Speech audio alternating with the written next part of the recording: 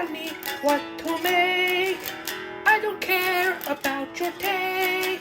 It's my channel, and I do what I want. All right, those, we're that's live. the book.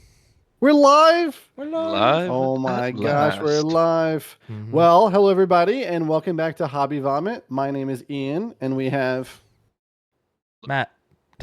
we didn't discuss the order again. There's too much time in between. We screwed up. Go I ahead, should Los. just ask while this dog's going. Los, you want to introduce yourself?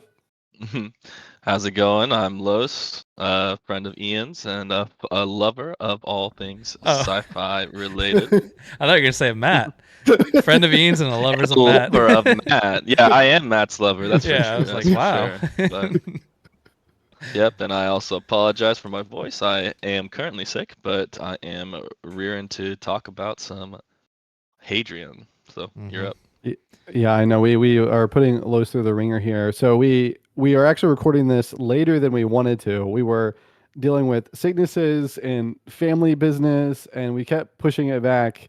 And then finally, we're like, we got to get this recording done. And then, yeah, Los's family starts getting sick, and so we It's that time of finally year. are able to like get it going. But yeah, it's just that time of year where it's just bouncing across all of us. Yep. Oh man, I teach at a university, and like I'm getting emails like like a dozen or more like every week. I can't can't come to class. I got the flu. Can't come to class. I got sick. Yep. So yeah, it's flooding in. Yeah. So be careful out there. Get some sleep. Check on your health. Take some vitamin C.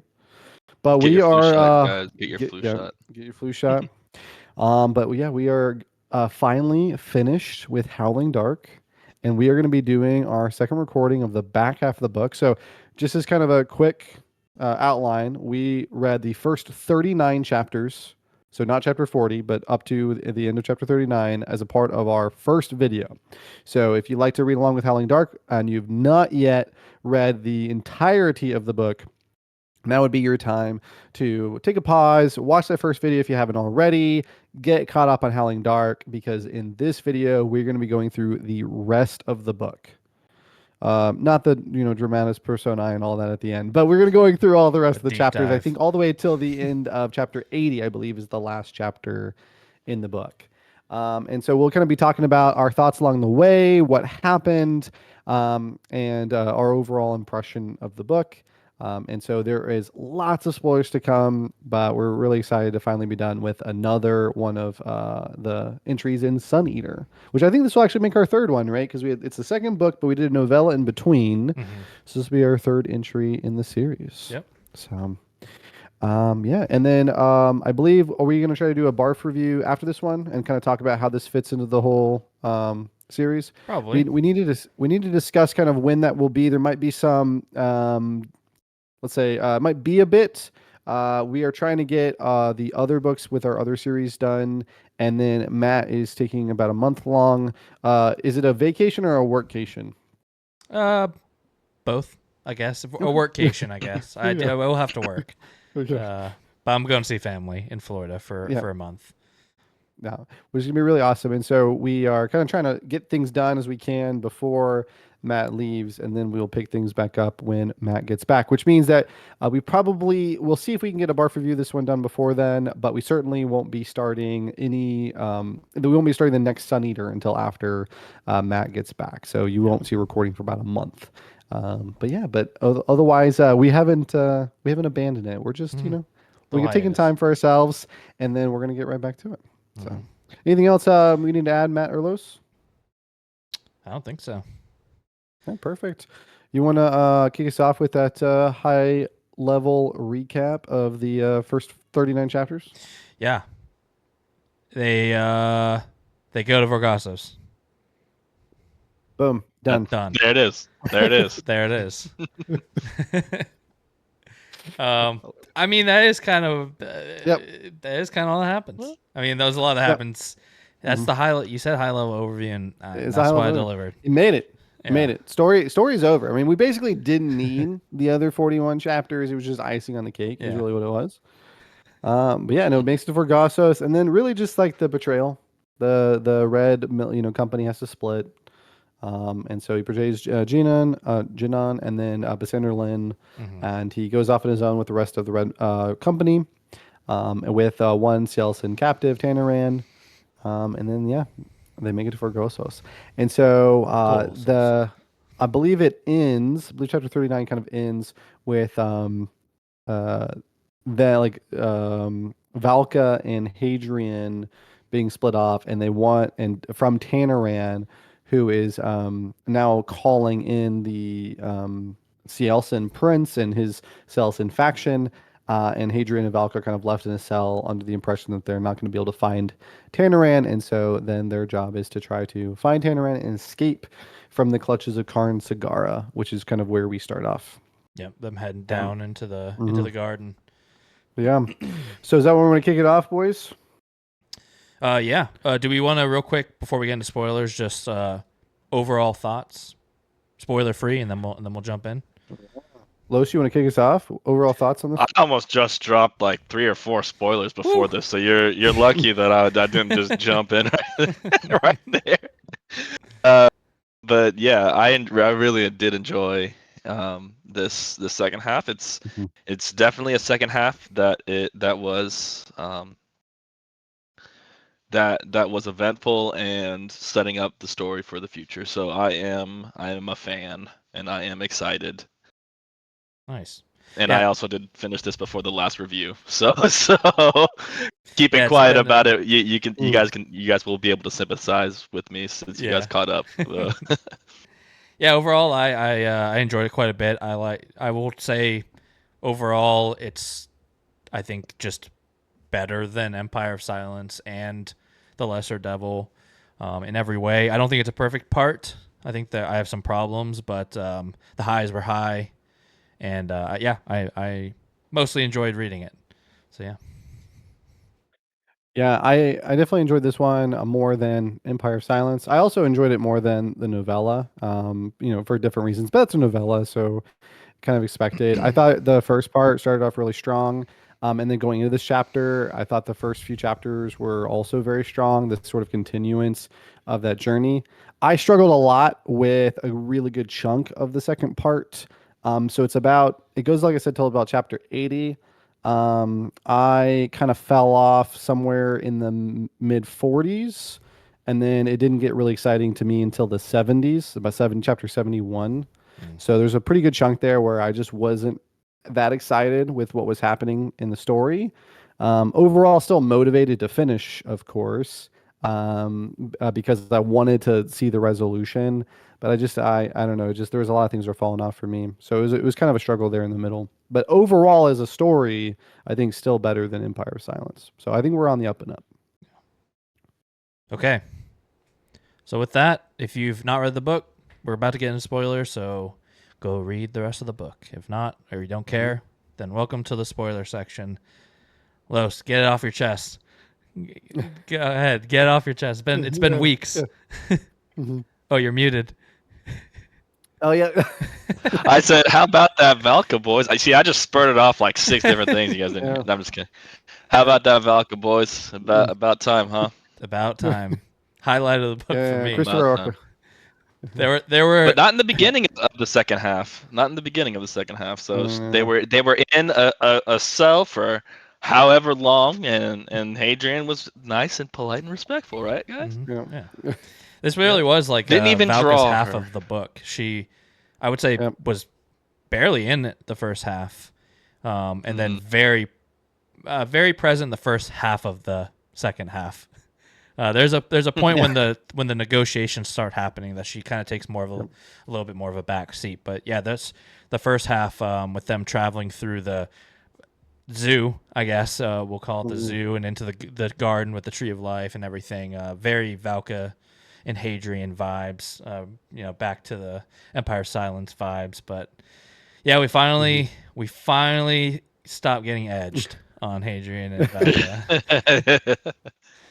I would say this was not the Man of Future. Yeah, this was not the only moment that something happened. I was like, finally we can move on. Like, for the love of God, yeah. But no, I like it. I actually liked their relationship in this book. It didn't feel as will they, won't they throughout. I just liked their conversations and everything. So yeah, I liked Falco quite a bit in this book.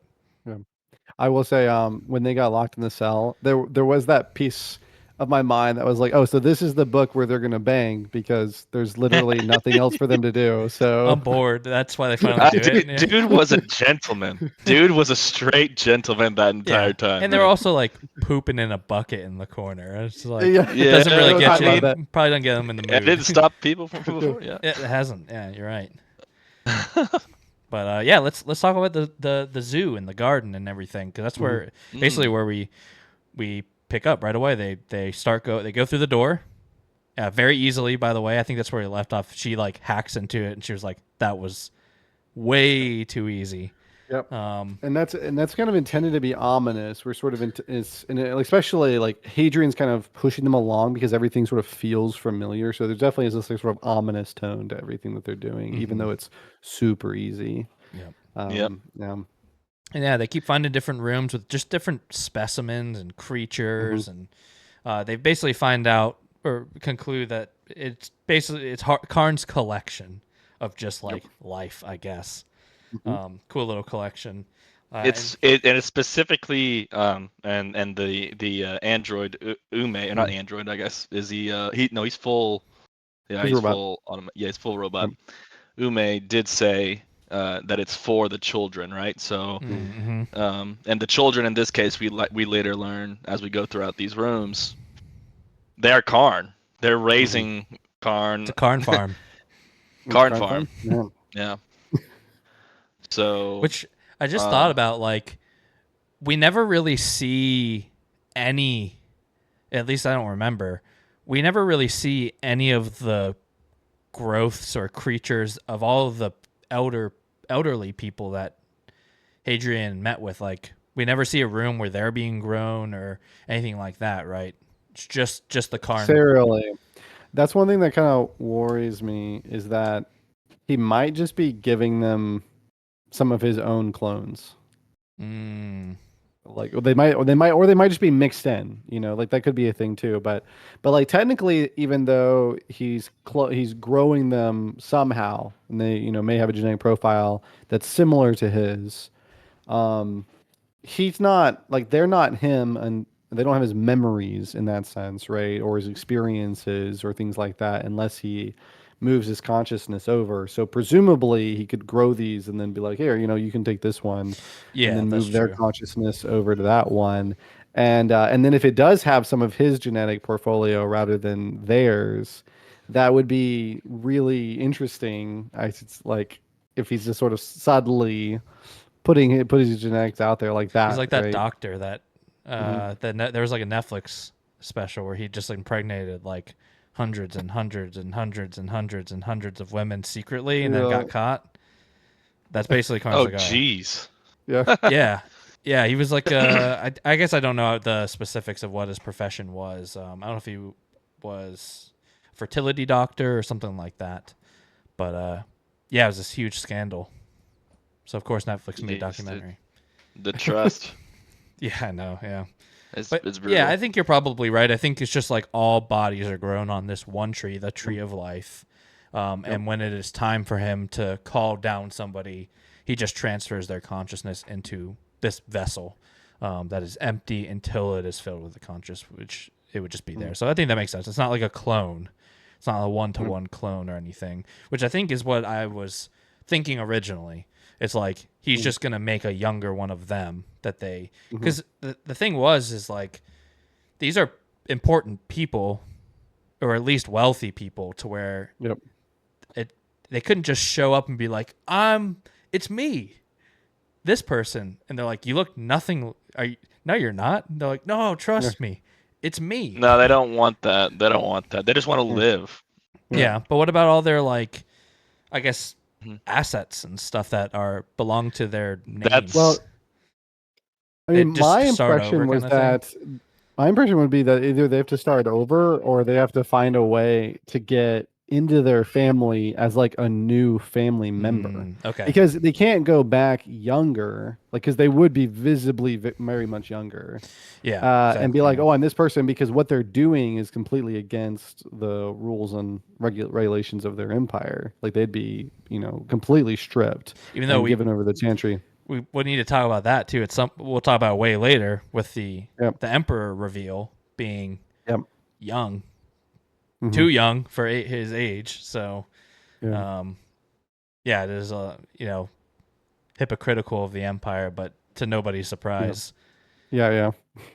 This is actually kind of a good like theory point too. I think that he with the trade and everything that happened, like he got like a ton of workers, right? Like slave workers for Vogoso specifically. Where before, I don't know how he was like actually managing the people that actually lived on this planet.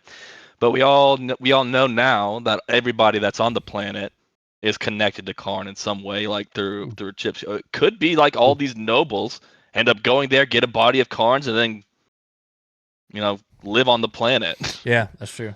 Yeah, that's like that's the trade for it. Yeah. That's the payoff. You have to give up your old life, but for at least life. Yeah. And we know too why there's so many, or at least it's hinted at, which is that Karn seems to be really obsessed with various experiences. So like that's why he like collects things, is what he's like really, and like symbolically it's kind of neat. It's just like this, person who's really obsessed with eternal life in a form that he sees it. And so he's like constantly grasping for it in every sense of the word, different experiences, different types of creatures. And so he makes these clones to grow, but he intentionally makes them all different eye colors, different hair colors, different genders, because he wants to be able to experience life through these different lenses. And so he doesn't want to just be the same Karn Cigar every single time. He wants to be a different Karn Cigar every single time, which is kind of makes him, at least in my opinion, made him an even more interesting character. Like it did feel like that was adding layers to the character, and even more so later on. Like again, we'll talk about everything that happens in between, but we also learn that he is like terrified, I think, of dying, which he never really gives off until that point. But he kind of shows his true colors at a point, and is desperate for more information so that he won't die. I think he has the most depth of probably any character in the book for me. I really do think that he, as a character, believed that he had just figured it all out. Like he had just gotten to the point where there really wasn't a threat to him anymore. Like he could die, but I think he got to the point where he believed that just nobody could pull it off. Yeah. And then obviously, like in this story, we see that that's not so true. Yeah. It is still possible. And so, and again, that, I think that made it really interesting as well, because now we're seeing this kind of character who's extremely terrifying in several different ways, just kind of be humbled by reality. Yep. Which, So almost like cool. Human, because he doesn't really feel human anymore, but that fear humanizes him a little bit, which is nice. Yep. But what'd you guys think of? Basically, they get to the tree and are immediately interrupted by a giant exalted thing, mech crab. Thing. Crab mech, the crab mech named Calvert. The way I pictured it was, I know you're not a big Dark Souls fan, but there's an Elden Ring, you spawn and then you have to like basically get killed, or you kill it, but you get killed by this like crab spider like creature that's just like a what is it? I can't remember the term that they use for it, but it's just like a amalgam of chrysalis of different like people and parts and things like that. And I don't know why, but when they introduced this character, I was just like picturing that, but like metal. And I was like, holy, like this thing is terrifying. Yeah, it was pretty cool, and notably immune to Hadrian's sword. His sword could not cut through the exterior armor because of the rules of the sword, which I don't remember exactly what they are, but they exist, and Hadrian knows what they are, and I trust him. Yeah. So. Yeah. They basically say it's adamant and antimatter. So conveniently, right? I mean, there's an armor that can block it, and there is, and I obviously can't pass through other swords. So that's just It's like Pokemon. So okay, yep. There's got to be something to make it interesting. Yeah. So yeah, which I found interesting. Yeah, it would it wouldn't be very interesting. It's just like I've got a sword, even though he has already like lost it like 8 times. It seems it's like, dude, just hold on to your sword, Hadrian. Like, but they I think I can't remember the specifics, but at one point they're either about to kind of get got by Calvert or just to survive longer. They start shooting down or killing some of the specimens in the tree specifically. Valka, which is pretty interesting, and it does get them to stop. And then also Karn Sagara shows up, except for whoops, it's not Karn Sagara, it's Suzua slash Karn Sagara, and Rin slash Karn Sagara. Which I thought was really, really cool introduction, because I think for me, I think Hadrian had, like, when they were moving through the garden or whatnot, they did come across a tree with like some teacups that was like, he was like, oh, they're still warm, but I don't see anybody, kind of thing. And he puts two together that these were the two people drinking the tea. And I thought that was interesting, just in the sense of, I think maybe I thought that basically they were on the tree until it was time to come down and transfer the conscience, and then we're good. But these people have been like living, essentially. They are their own. They're their own people. Right, and we're left to deliberate, or to guess about, like, are all the clones like that? Do they reach a certain maturity that they can, like, Ren's maturity, essentially? Like, he's pretty young, right? Yeah. So and then they just like grow up normally, or is that like what is the entire process behind that? Because I don't really remember if it ever specified like the size. I know when they was describing all the people in the tree hanging and growing, that he did make a point to say how different they all were. But I don't know, he never really said like they all looked different, but they all looked, like they were this years old, younger than Ren or whatnot. So yeah, I don't know. I would imagine that these two have been hand selected for a reason, because it just seems like there'd be more than just the two. But at this point they I guess technically aren't Karn Sagara at this point. They are just Suzua and Ren, but they are aware of their purpose, which is to someday become Karn Sagara. And basically give up their own lives for that. And they're just like, yeah, that's cool. And Hadrian's like, what? Notably, they view all of the pods on the tree as their siblings. So I'm not sure if that adds to it or not. But it might be just that they were handpicked, because it seemed like the ones that fell out were of varying sizes, so they weren't children. And so my guess is, like, I believe the older girl, Suzua, was what is the intended replacement for Karn. So she's the one that he's going to upload his consciousness to, although that, as we know, doesn't exactly happen the way he expected. And Ren, I believe, is kind of a backup. I think plan is really the way to look at it. Yeah, just you always have one extra there available, which then kind of opens some interesting doors, because we do see that, like, Karn has an obsession with, like, seeing through the eyes, because there's a girl who visits Hadrian in the first part, who I think is not quite the same. But like, the it sexy girl, sexy Karn. Yeah. So I'd be obviously we probably never will find out, but I'm sure that there's probably some way in which this, even if Ren never got his consciousness, would still be available for that, or potentially, like, Karn can experience some of the world through him or something like that, right? Yeah. But I kind of like that we never see or hear what the actual, like, correct process is. It goes wrong, and we see a process, a very sped up version of it, but it is so interesting, and I wonder if we will learn that one day, the proper way that he does it.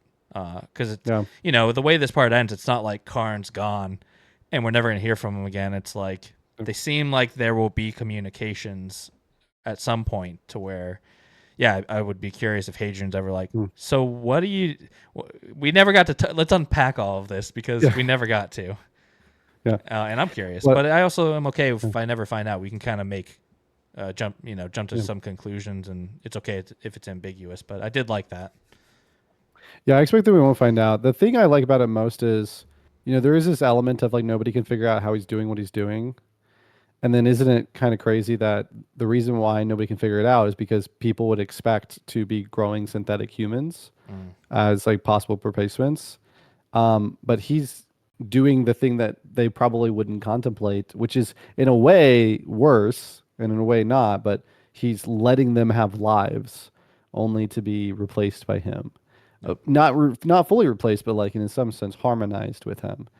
And that's like how he's doing it. And so it like makes sense that nobody else has figured it out, because it's like the same, like nobody else would have the time, so to speak, and like contemplate it. But it also is like, is that better that they get a life and become like a harmonized person, or is it worse? Yeah. Like it is like open up this really interesting question. But yeah, the reason why he's got a sort of monopoly on it is because nobody else has like thought to actually just have children this way. Yeah, and I wonder if this specific tree has some properties, or if it just is a means to an end, and it's the process has nothing to do with it. But right, it is interesting regardless, because I mean I guess I don't know, but Karn obviously is the one that has the knowledge, the secret recipe for the Krabby Patty, if you will. But as they're traveling down, crabs though. What's that? I'm sorry. Well, before we move on from the genetic topic, is it the guy, the exalted that works for Karn, is his name Calvin? Is it, or is it, what is it? Calvert, or at least Culvert. Or Culvert. Yeah. Or is it Culvert or Calvert? It's spelled like Calvert. Calvert. I didn't listen. Yeah, to I think it, it's Calvert. I think anyway, Calvert is used to work for the Chantry, right? Yep. He was a geneticist for the Chantry, so he is very familiar with the Palatine process. Growing a Palatine, like he's the top geneticist of Karn. So we can assume that similarly, all the children would have like these Palatine type bodies. Yeah, it's a good point. Yep. Which they called, I did write down, they called him an ex-choir of the Chantry. I guess that's the organization part or subgroup of the Chantry that does that, the choir, which I thought was a cool name. But yeah, as they're traveling down kind of from the garden to this moment, and also they defeat Calvert to a degree. Hadrian gets his lightsaber in between the nooks and crannies of the mech, and he cuts off a leg, I think. Joints. Or what's that? Yep, he gets in the joints. Because they like the joints, the hydraulics of it couldn't be made out of that adamant material or whatever. You got to be able to bend. Got to bend. Yeah. Mm-hmm. So they do kind of disarm him and get him out of mech, if you will. Mm-hmm. But all along this, Hadrian's been hearing this voice, which in the book is all bolded, so it's this like voice, which basically they get Suzua and Ren to take him down to meet what we learn is called Brethren, which one of the best parts of the book for me. I thought it was really, really cool. I will say, for as much as like we kind of learn, it's so confusing. The things that it's all like, even like Hadrian gets out of it. He's like, cool, thanks for all that. But like, what? Like, Brethren's like, you'll get it one day, buddy. Yeah. I'm like, God dang it. Like, can we just like, everything's a riddle here. Yeah. Like, let me just give you all this exposition that will make sense 3 books from now. Exactly. Yeah. Because I was like, I'm reading it out loud to Bree, and I'm like, maybe I just need to reread it because like it's hard to. There's a lot of information, so it's hard to really digest. But even when I looked back at it, I'm like, no, this is definitely ambiguous, and yeah, even Hadrian is like, thanks, brethren. Like, speak plainly. Yeah, exactly. But it is still a really cool conversation. Probably the longest chapter in Sun Eater so far. Long chapter. But it was a great chapter. And yeah, so it's basically like down even further at this like sea or lake kind of thing. Subterranean sea. Yeah. And yeah, it's these like hands made of like humans skinned piecemeal together, and that's Brother with like eyes in its palms, I think, right? Yep. And that's it's Brother. like it's an amalgam of just human parts basically. I imagined a jellyfish, with like with the tentacles being all the amalgamized arms, and then like all the other pieces of the body are just put together. Yeah.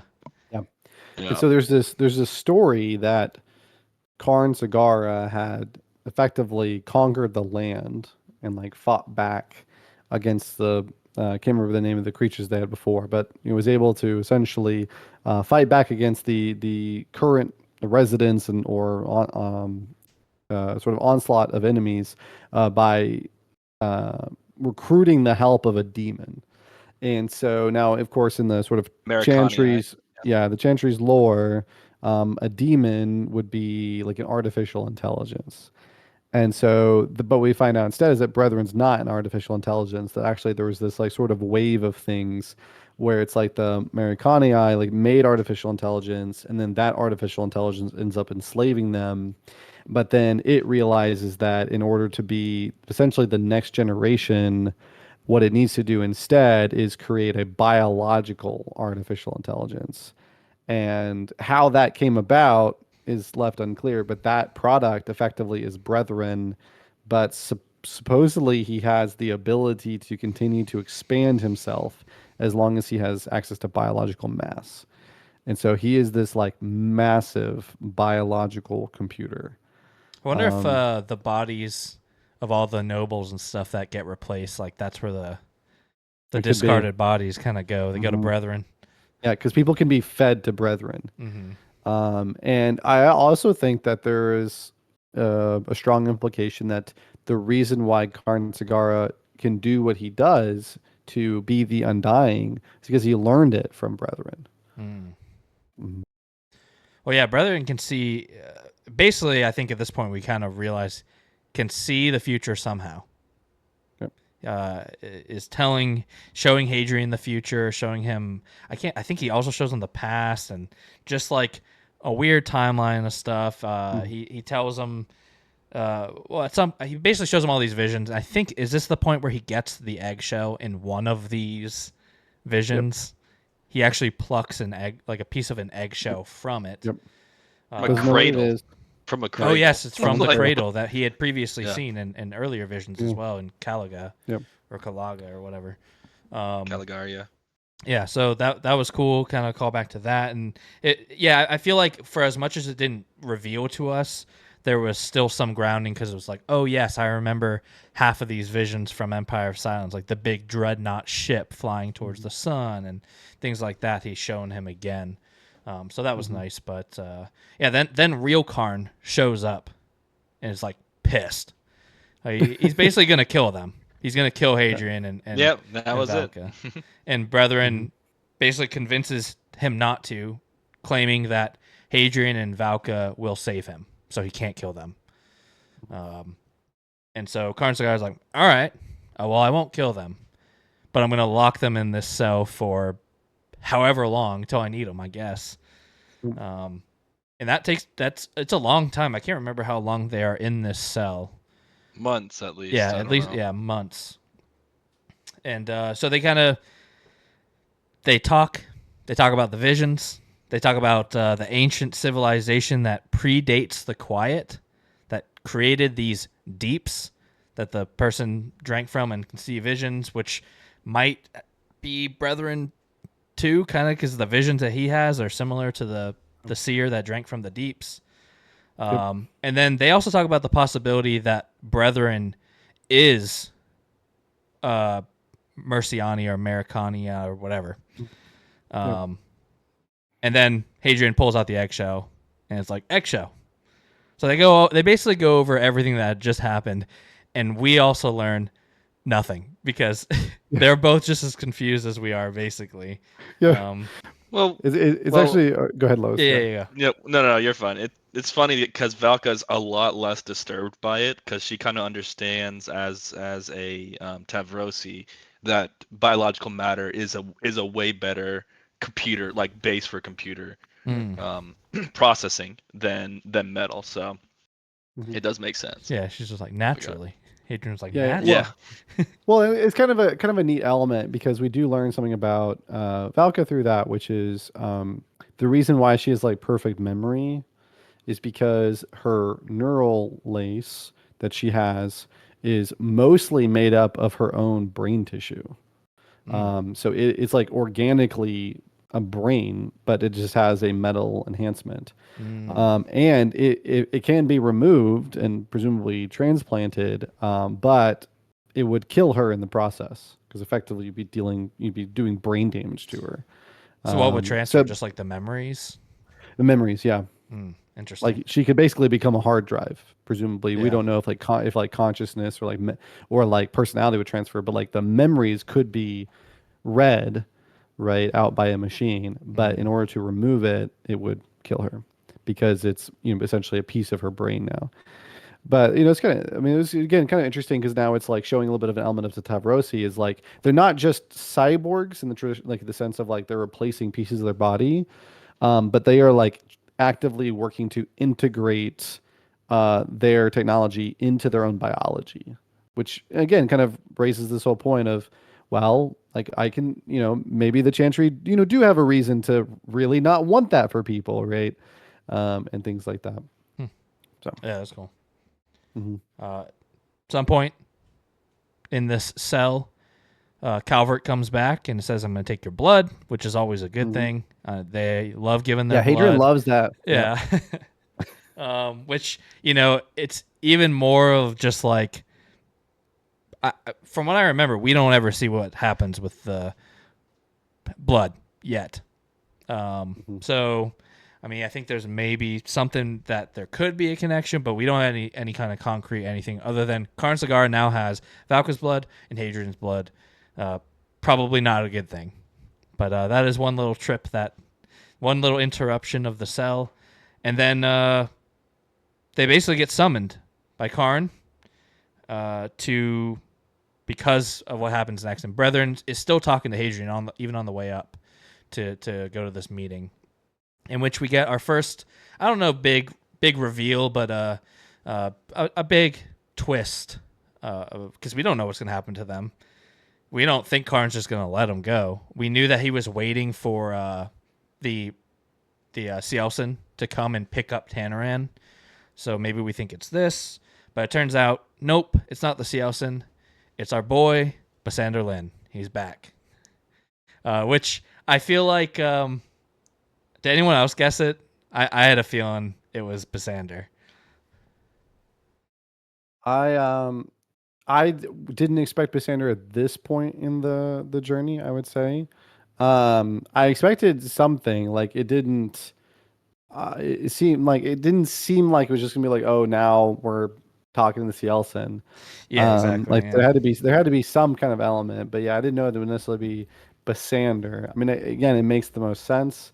But it's not. I mean, it's the whole gang. I mean, we get Basander's there, we have Genon's there, we have and Smythe. I mean, this is literally the whole gang. So, well, is she there? They meet up with them at a certain point. Yeah, she comes. She's coming. They rendezvous. Yeah. But he's there to pick up, quote, the fugitives, who are, obviously Valka and Hadrian. And so we then learn that the coordinates were sent to Lin, and a deal was struck for the fugitives. The deal was that the Empire would get the fugitives and an introduction to the Pale in return for payment.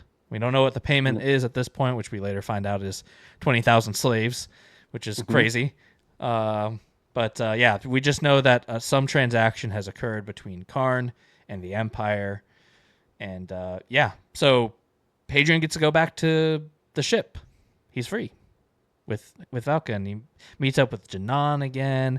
They have a conversation, and we find out who it was that really sent out the call, the SOS, and it was our Dion was pretty happy, I think, right? who? So Janon? everybody remembers. Jidon? Yeah, no. I can't. I don't remember. Hadrian has several sentences about how he's not the noble man that people want him to be. If a woman hits him, he's gonna hit her right back. He doesn't care. He's a myrmidon. He'll beat her to smithereens, but he just couldn't bring himself to do it to Genon. And so he just let her beat him I up. forgot. She's Yo. and stuff. Yeah. But even though like she may be a decorated Jadian warrior, but the important point is that he let her do it. Oh, that's funny. Yeah, I like a part of it. I'm like, again, this is like Hadrian like melodrama, and there's not a part of it. I was like, this is just weird writing, but this is like I choose to take it at like in the humorous tone. This is Hadrian from the future, knowing that he got his ass kicked because he betrayed her, and he's like, I could have held her back. I definitely could have defended myself there. Well, she's also the one that reveals it was Switch. That's out the SOS, which kind of shocks Hadrian.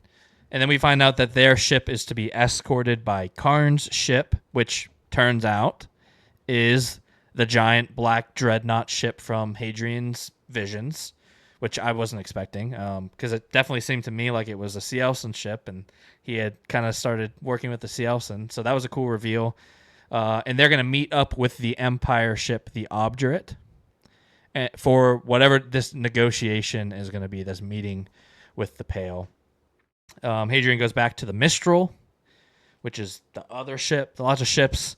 I don't remember. I just wrote this. Basically, every chapter I wrote one sentence, and I don't remember what this is. It says, I just put, Hadrian goes back to the Mistral and is sad boy because of Janon Pix. Does that sound familiar to anybody? I don't know what that is. Janon Pix. Their pictures. Oh, maybe in his sketchings or something. Yeah. No. What is it? I think doesn't some like stuff fall out of his thing, like because he sees his things, like whenever they brought it over, like there's like holograms and there's like pictures and stuff. Oh, just of them together from their time. Of them together from a long time ago, and he's just like, well, shoot. Yeah. Sad boy Hadrian. What's new? Yeah. Hadrian meets with Octavia Corvo. They talk about Switch's betrayal and kind of the logistics of it. And then the first of two Switch and Hadrian duels, verbal duels, which aren't really duels so much as Switch being like, dude, I'm sorry. And Hadrian's like, fuck you. Fuck you. I know I've lied to you, but I don't care. You're an asshole. And everyone's like, Hadrian, bro, like chill. And he's like, fuck you, Switch. No, you're the worst. No one says chill. No one says that's important. I thought they do on the on the second one. At some point I thought somebody talks to him. They're like, show they him all some grace. they all just watch because they know that, Hadrian's a little bit right here. He gambled with their lives. It's interesting. I have thoughts about this. So I have two, maybe more than two, major problems with this part of the book. And one is just Hadrian. Just Hadrian. But two, I think Switch, too, in this part of the book. I don't really like the way it's handled. To me, like, I think Switch putting out an SOS because he thinks his friends are dead, one, or two, just captured like they were for eternity. I don't have a problem with that. There's nothing wrong with that. It's like, what the alternative is to let them just rot and die, or are already dead. So that's okay, but then they swing it, or Christopher Ruocchio swings it to say, no, Switch didn't do it because of that. He did it for self-preservation reasons. And like that is not where it becomes like not okay, and I can get behind Hadrian on that. But then when I look at Switch as a character, I don't really, up to this point, buy that. I would buy more like he's concerned for his friend, because he and Hadrian are close at this point. But yeah, I think a lot of this whole break in their relationship relies on me believing that Switch said, fuck you, Hadrian, I just care about myself and living, so I'm going to reach out to Bassander Lin and betray your trust. And I don't really believe that. That was hard for me to get behind. So It just seems like Ruocchio really needed Switch and Hadrian to not like each other. And God, please, I hope this is not a Switch becoming a villain plot line, because it just feels like it might be. Because Hadrian's just like, he just, every time Switch comes by, he's like, get out of this ship and don't even look back on your way out. And you know, Switch is just sad and he just wants to be friends. And Switch is like, I kind of forgave you when you lied to me the whole time we were on the other planet. Hadrian's like, I don't care. I don't care. This is the worst betrayal I've ever experienced in my whole life, that anyone's ever experienced in their whole life. And I'll never forgive you. So it seems like to me, Switch might be going down the villain path. And I hope not, because it's, again, if he does, all of that is going to rely on the single event that I had a really hard time personally just believing in general. But what do you guys think of it? Well, to me, I think Switch has a lot of the chantry propaganda, or like, you know, whatever their base religion ingrained in him, a lot more than other people. So he's a lot more of a problem seeing the exalted, a lot more of a problem seeing all these things, and it affects him like way more than the other characters that we were used to. So I took it. Well, specifically, I believe he saw the actual message, which was the crux of the argument, right? So I think that maybe there was a chance that Switch could have like twisted it to where it could be, you know, more believable in his favor, what you're talking about. But because he actually saw like the actual message, he saw that it was him begging for his life more than it was him caring about other people, like the people that were on the ship. No, yeah, and how it could potentially affect. I agree. I think for me, I just I have a hard time believing that He would do that. Yeah, like I agree. I think it did an okay job of setting Switch up to be like terrified of these exalted, and I get that. But I think like the end of Empire of Silence, he and Hadrian formed this bond. They're brothers, and Switch is like up in the ship with his crew. They're safe, at least for now. You know what I mean? Like there's no real threat to them at this point, other than they're just not leaving, waiting for, or they can't leave. They cannot leave. Yep. But I don't think anyone else on the ship would anyways. I think Octavia Corvo is like, we're waiting. We're going to wait, I think. So, yeah, I think that was the biggest thing. It's like, I think he did an okay job of setting up Switches. He is afraid, but to the point where he is willing to betray and actually send that message. Like, Ruocchio's telling me he sent that message, and I believe he did. Because Ruocchio made that happen, but it just didn't feel like it was in character for him as much, rather than just being like, hey, I think Hadrian is, you know, we had our plan. I think Hadrian is trapped, and unless we get help, he's going to die down there, and I care about Hadrian so much, I'm willing to break his trust and get someone to come rescue him, because I'd rather do that and save him than just let him die. Like, to me, that's so much more of a believable thing for their relationship personally. But you know, it just depends on where this goes, how deep this like fissure gets between them. Yeah, because Hadrian is I just really don't like the way Hadrian reacts to it either, and with their history as well. Like Hadrian has lied to him about being a nobile, which again he had his own reasons, and when Switch finds out, he's pissed because of what the nobiles and palatines did to him. And so, understandable. But they figure it out, he apologizes, and they kind of form this brotherhood. And so, for it to be completely shattered, I mean, the way Hadrian talks about Switch, I'm like, wow, this is like, he hates him. He hates him now. And yeah, that was, I think for me, that is like the single biggest problem I have with this half of the book. Because so much relies on it, and it could have just happened a slightly different way, and it would have been a lot more believable to me. But yeah, it is what it is, I guess. Rant over. There were several things that ran through my mind, but I will also say it is hard to say things like, for me at least, it's hard to say, well, I would have preferred it to have played out this way. I did have some suspicions at the time that I was a little disappointed to see didn't come to pass. But that's okay. Like I had kind of suspected that maybe Brethren actually pretended to be Switch and sent that message, and I thought that would like a deep fake. I mean, that'd be kind of cool. But like at the same time, like this is not my story. I am not a writer in that way, and like this is Chris Roccio's story. So it's like really it's very very easy to look back and be like, I would have done it this way, but maybe that's not the best way to go about it. Sure. But but we can all still critique it. And like for me, I was already falling off with the imprisonment after the garden, and then when this happened, I fell off real hard. This really broke a lot of the story for me. Like it just like does not make sense at all. Like you said, that Switch would do this, but like it doesn't make sense on so many different levels. Not only do we have to believe that Switch would betray his friend that way for his own self-preservation, we have to believe that he would. I mean, again, he's stuck in the ship for months, but with crew that he's been with for 12 years actively, 50 years in total, and he would not try to talk with any of them about it or recruit them into it. Also, he would contact Bisander Lin, who is the least likely individual to strike a deal with them, considering that Switch was there when Hadrian cut his hand off. Switch was it was the one who distracted Bisander Lin by shooting at him so Hadrian could cut his hand off. And he's Hadrian's best friend. Bisander Lin would hate his guts after all of this. And he doesn't contact Rain Smythe, who was the one that could give them potential cover.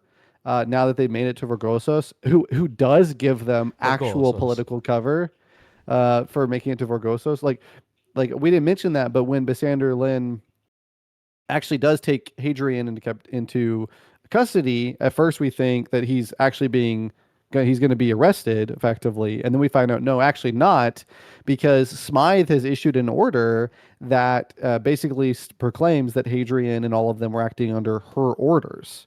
Which when Hadrian talked to her before he flew the coop, so to speak, she said that she really couldn't promise anything because if they didn't make it to Vergosos, then she would be in hot water and could be court-martialed. But since they made it, now she can sort of retroactively rewrite history and be like, no, actually, here's this hidden order that existed all along that Hadrian was following. But like Smythe is their ally, like in the fact that Switch wouldn't contact her now that they'd actually found Vergosos, like she might actually be able to help. And then I could believe, right? Switch wanting, like it'd been months. They don't know what's going on with Hadrian, reaching out to Smythe, who they see as a potential ally, who then brings Bisander Lin, right? And brings Genon, not telling them because she's her own character and does these things this way, right? And then like everyone just being surprised, right, by all of this. And I could see like Hadrian, especially with the events that occur after that, with the falling apart of the negotiations with the Pale and like losing members. Like I could see Hadrian being really upset in a melodramatic way with Switch and like creating tension. But like the way it falls apart, the fact that Switch does a 180 on us, them being completely separated rather than having tension they need to work through, like it just doesn't make any sense. And I don't know. I mentioned this to Matt beforehand, but I also mentioned in the last episode when we got together. I felt like with Genon's relationship with Hadrian, there was a really strong start, and I was okay with the way that ended with Hadrian leaving and there being all this tension, and she being like, why, and like shooting at him. But like the middle point of like how they were bantering about the future, I just did not like, and then this is like now the book has like encapsulated that for me. I love this like start, and I love the end, and the whole middle here just kind of fell apart for me. I don't know. So I would say this is the low point of the book for me. Not as long as you. I think from basically them getting in the cage or whatever, the cell, up to when negotiations start. Like basically them going back to the Empire ship and just talking amongst themselves about like what happened and what the plan is, and then that I would say that's the low point for me. Once we get into political negotiations, like I found that to be just riveting. I really like the politicking in this book, but yeah, just them by themselves, I found to be a little slow, just because it's. So even though not a ton happens with the Garden and Brethren, it's really exciting. Really, like it was page turning to me. I just couldn't stop reading it. And then I felt like a little bit of a break slam here, and it goes on for quite a bit before things pick up again. Right. I think my problem with the whole Switch thing is that it's less on Hadrian's side, because I can actually see how Hadrian could take it that way. I can't see how Switch would have done it that way. So I think I'm in Ian's camp here, where it definitely could have went the way that he was thinking. But as far as Hadrian's reactions go, I think it's actually appropriate. You know, he's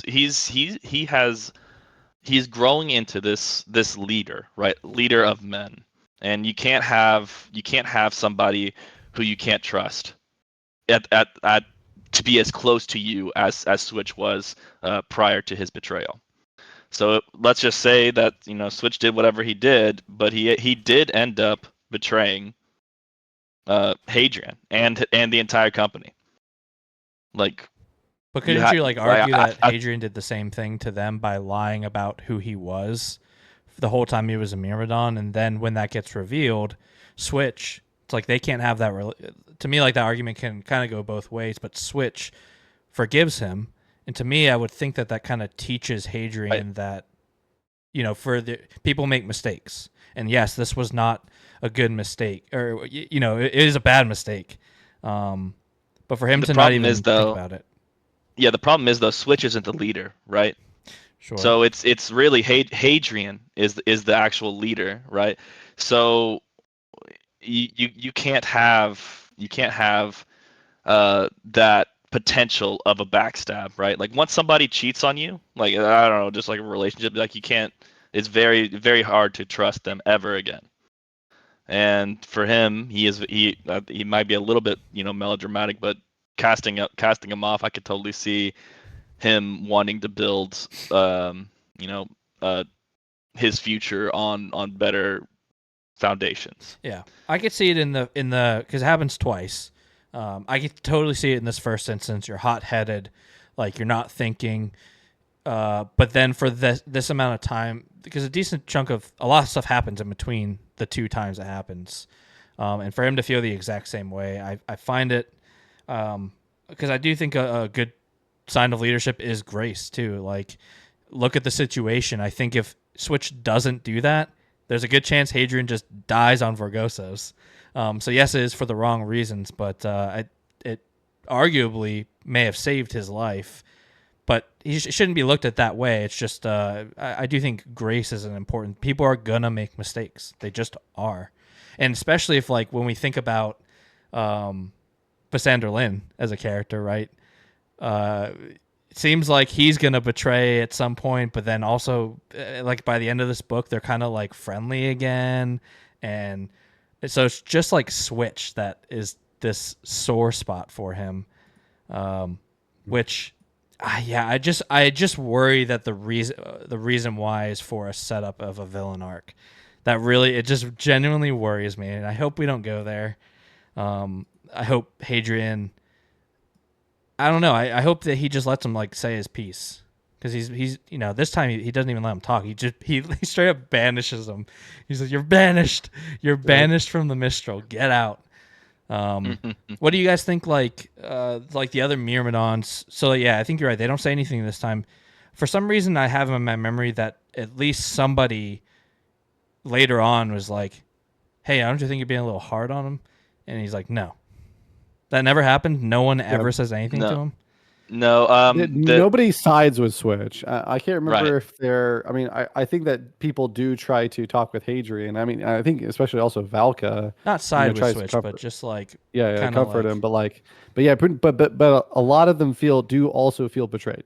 Like, I think even Polino is just like Polino takes it really hard too. Yeah. So yeah, who's also this leader, right? Like, so also, I just think he was the original leader. Yeah. But I mean, we don't need to overcomplicate it, though, guys. Okay, I mean, we all know what happened. We know Hadrian. He had a bad breakup. He found a new girlfriend. Now he's choosing hoes before bros. Okay, let's be honest about our boy Hadrian. Oh man, you can't do that to him, poor guy. Yeah, but importantly though, Switch isn't the actual one that actually sent the coordinates because they didn't know where they were, right? Like they don't know the coordinates. So it was Brethren who sent the specific coordinates to. Yep. Yeah. Yeah. Or at least Did that's he what give the him assumption is. Did he give him the Switch or he? Yeah. So how did it work? Did Switch just like type something up and Brethren sent it, or I guess we just not know. Just at some point, Brethren did have to We don't give the right. coordinates. We knew Brethren allowed the message to be sent. Like that's the only thing that we know. So he could have added the coordinates or whatever I don't know, the amalgam, the whatever, could have added the coordinates to the message, but it was not possible that he knew that Switch knew where they were. Yeah, could have been like Brethren might even just like put the coordinates into their computer, right? Yeah. So then he would have access to it. They just star 69'd it. Just Yeah, exactly. retrace the call. That's an old cut there, brother. Show my That's age. an old cut there. Star 67. That's what it is. Yeah. Oh my god. Oh god, really? Good night, everybody. You brought it down. There you go. Yeah, get the youth on your side. Hey, right exactly. there, I had to show both sides. Show my age, show my youth. There you go. Which, by the way, small little tangent. I'm reading the Red Rising series, and there's a scene in the third book. It seriously, it pissed me off so much. It's like a really serious scene, and something really serious about to happen, and someone makes a "Bye Felicia" joke. I was just like, what? Like it's like akin to Luke's. I was just telling someone it's like akin to Luke Skywalker and Darth Vader about to fight, and he makes like a 6'7" joke, and then people online are praising Pierce Brown for that. So like, it's such a funny reference. It's so good. I'm like, what? This is crazy. A "Bye Felicia" joke in the middle of this. What are we doing? It was just so weird. But anyways. I know all the references. I know all both. So I'm just picturing Darth Vader like cutting off Luke Skywalker's hand and then just being like, "Bye, Felicia." 6'7", just with the one hand. Just a single one. Yeah. That's too much. Oh, maybe Spaceballs too, man. Maybe that's where we get it. That's true. Dude, that was a good chance. Spaceballs, dude. Oh man, that's such a good one. All right, so yeah, let me find where we are on the notes. He banished a Switch, and then the Imperial army arrives, and they kind of meet Karn on his ship about delivering their end of the bargain. And so we still don't know at this point what the transaction is. He sends them back to their ship so that he can then meet separately with the Cielsen when they arrive. And at this point, Smythe is here, right? She arrived with the Empire, and she like threatens him with the power of the Empire, just saying like, we could destroy you, basically, and we know where Vorgossos is and all that. I don't really know what. I can't remember what Karn's reaction to that is, but I didn't write any notes, so it must have just been like, cool. Yeah, this was kind of my point earlier. Is like because there's even a moment when Hadrian's talking to the girl, Sazua.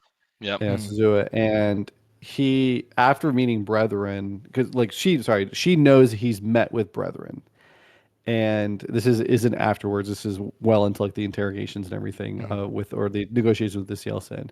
And he mentions like, that he's sorry that he brought the Empire to Vorgossos because now it's going to be destroyed. And she freaks out because she thinks that he's telling her something that he got from Brethren. And then she's like, well, what do you mean? Like, she's even like fighting Yume, who's like trying to drag her out. Like, no, I need to hear this. Like, what do you mean? Like, Vorgossos is going to be destroyed. He's like, well, I just mean that now the Empire's here. They know what you are. Like, don't you know what they do? And she's like, oh, that's all you meant? Like, you think the Empire can destroy us? Like, and he's like, they got atomics and HIMARS. She's like, yeah, we've dealt with all that, but like, that doesn't frighten us. You would be surprised, like, what we're capable of. You should be worried about Brethren. Like, that guy can consume stars. Yeah, we see really some of his like on this ship weirdly. Yeah.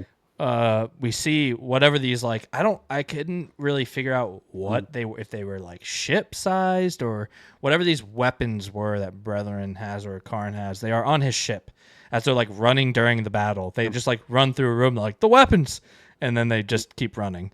So I couldn't really tell what they were, if they're like dreadnoughts within, because this ship's huge, like it can house ships. Yep. Yeah, we kind of learn about those weapons at some point, but Smythe at this point returns Hadrian's sword for the 12th time because Karn took it from him. And then Hadrian tells Smythe of Brethren. I think not the specifics, just about Brethren. And I think at this point, Smythe is like, we've got to destroy Brethren in Vergassos because that shit's crazy. We cannot have that thing being alive. So yeah, some conflict being set up. Even if we get through this, we're gonna need to come back to this Brethren. She sends Hadrian back to the Mistral, and he is going to be a translator, not the translator. I think they've maybe learned their lesson with that, but an assistant translator to Tor. Is it Vaso?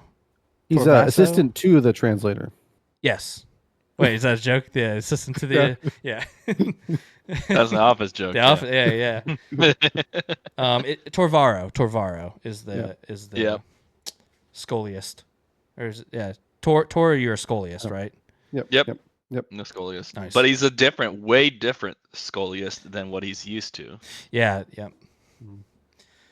So transmission comes in from the Cielsen to Karn's like room as they're there. And that's when we find out what the payment was. It is 20,000 humans. And so I may have gotten this wrong because the way it turns out, but it might just be because of what actually happens. But the payment I wrote down was that the 20,000 humans were to be given to Karn to then be gifted to the Cielsen as slaves. Nope. It was never that. Was pure. Nope, it was purely only Cigarra's gift. He re-gifted half of his slaves. No, 5,000, I think. Or 5,000, or a quarter of his slaves. Yeah, to the Cielsen. He offered that to the Cielsen. Because Hadrian, there's a lot of okay. So because there's a lot of Hadrian being like, "What have we done? Look at the way they treat this one human they have. Like, how could we have traded them?" Okay, so that makes more sense. It's not all of them. Yeah. But part of them was they had to get them to these negotiations somehow, and that was right. But Smythe didn't know, like none Smythe of them didn't know Karn, exactly. Yeah, they thought they were just giving them to Karn. Yep. Yeah.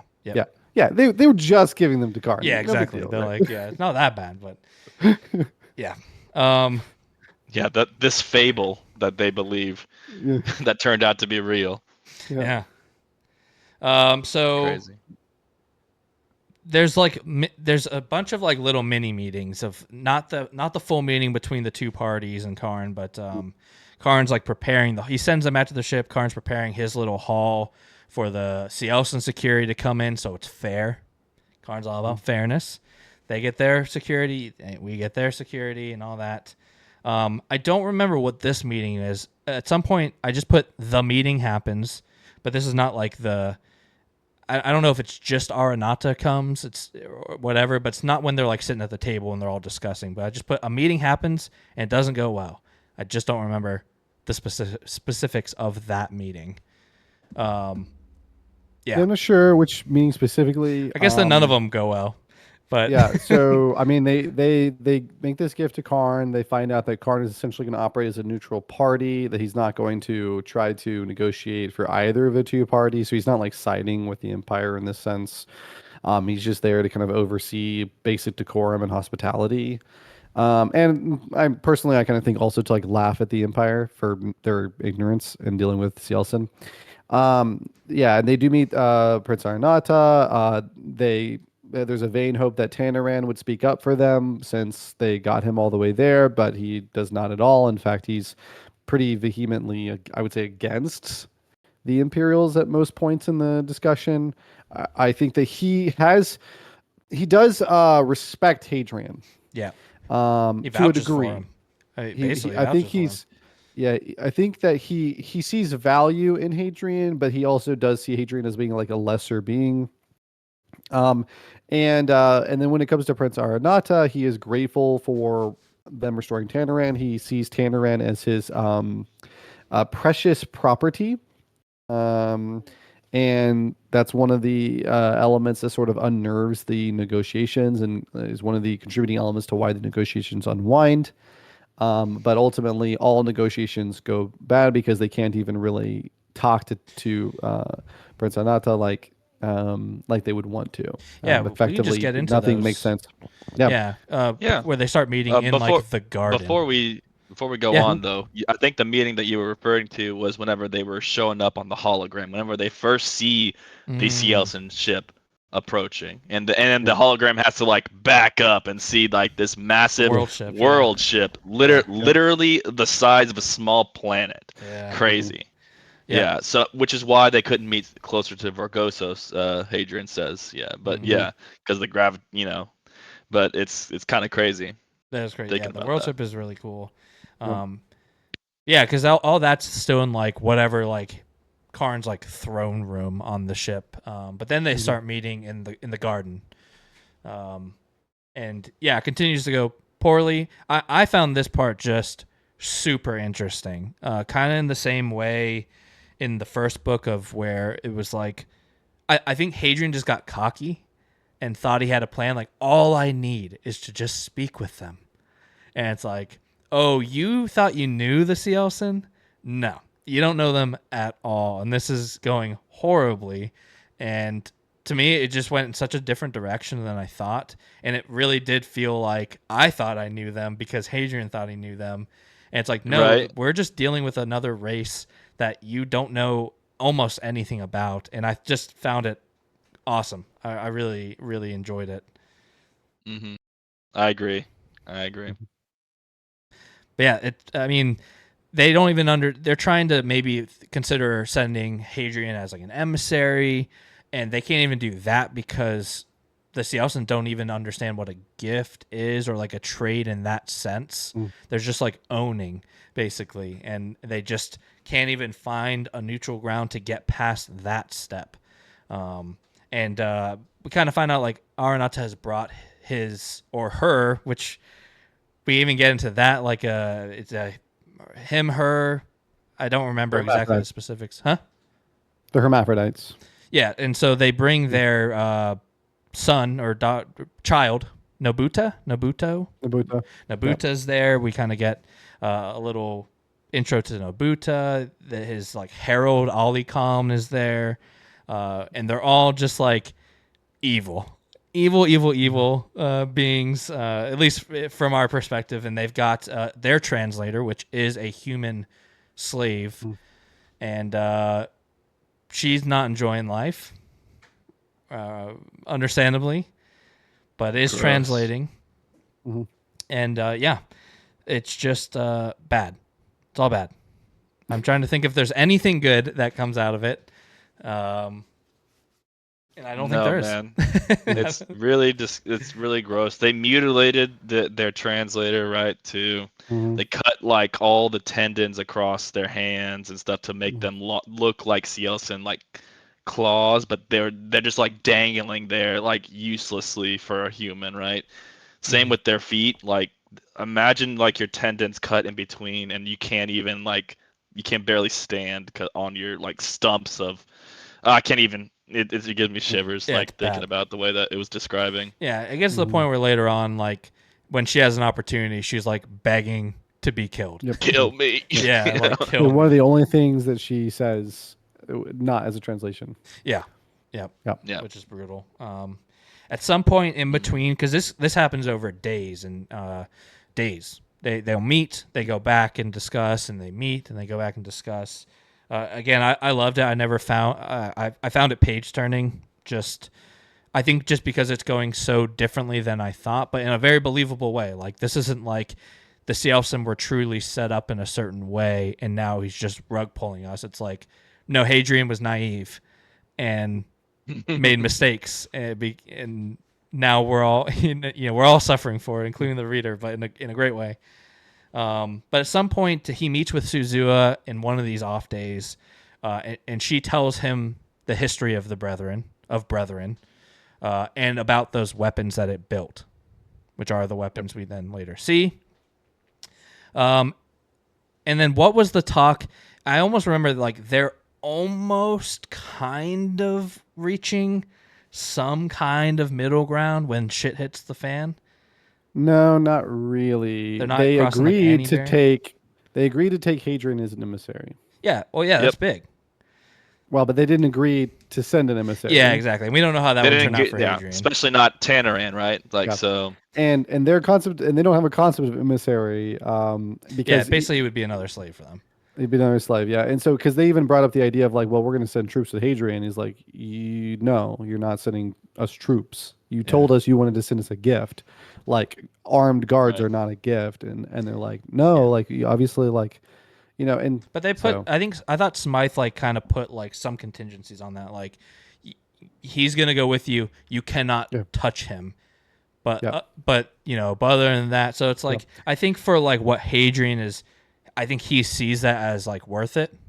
Yeah, he does. Yeah, I think so. And that's where where Tanneran does come in, because I think that, and when you talk about there being some progress, once Arenata understands like there's more contingencies with Hadrian, he doesn't want to, but Tanneran is the one who's like, no, we should take Hadrian. Like he did go against like the will of his master to see me like here, and so like there's something interesting about him. Like we should take him even if there's contingencies. So like that's where we do kind of see that maybe this quest did yield the fruit that they expected by delivering Tanneran. They're gonna be able to have some rapport here.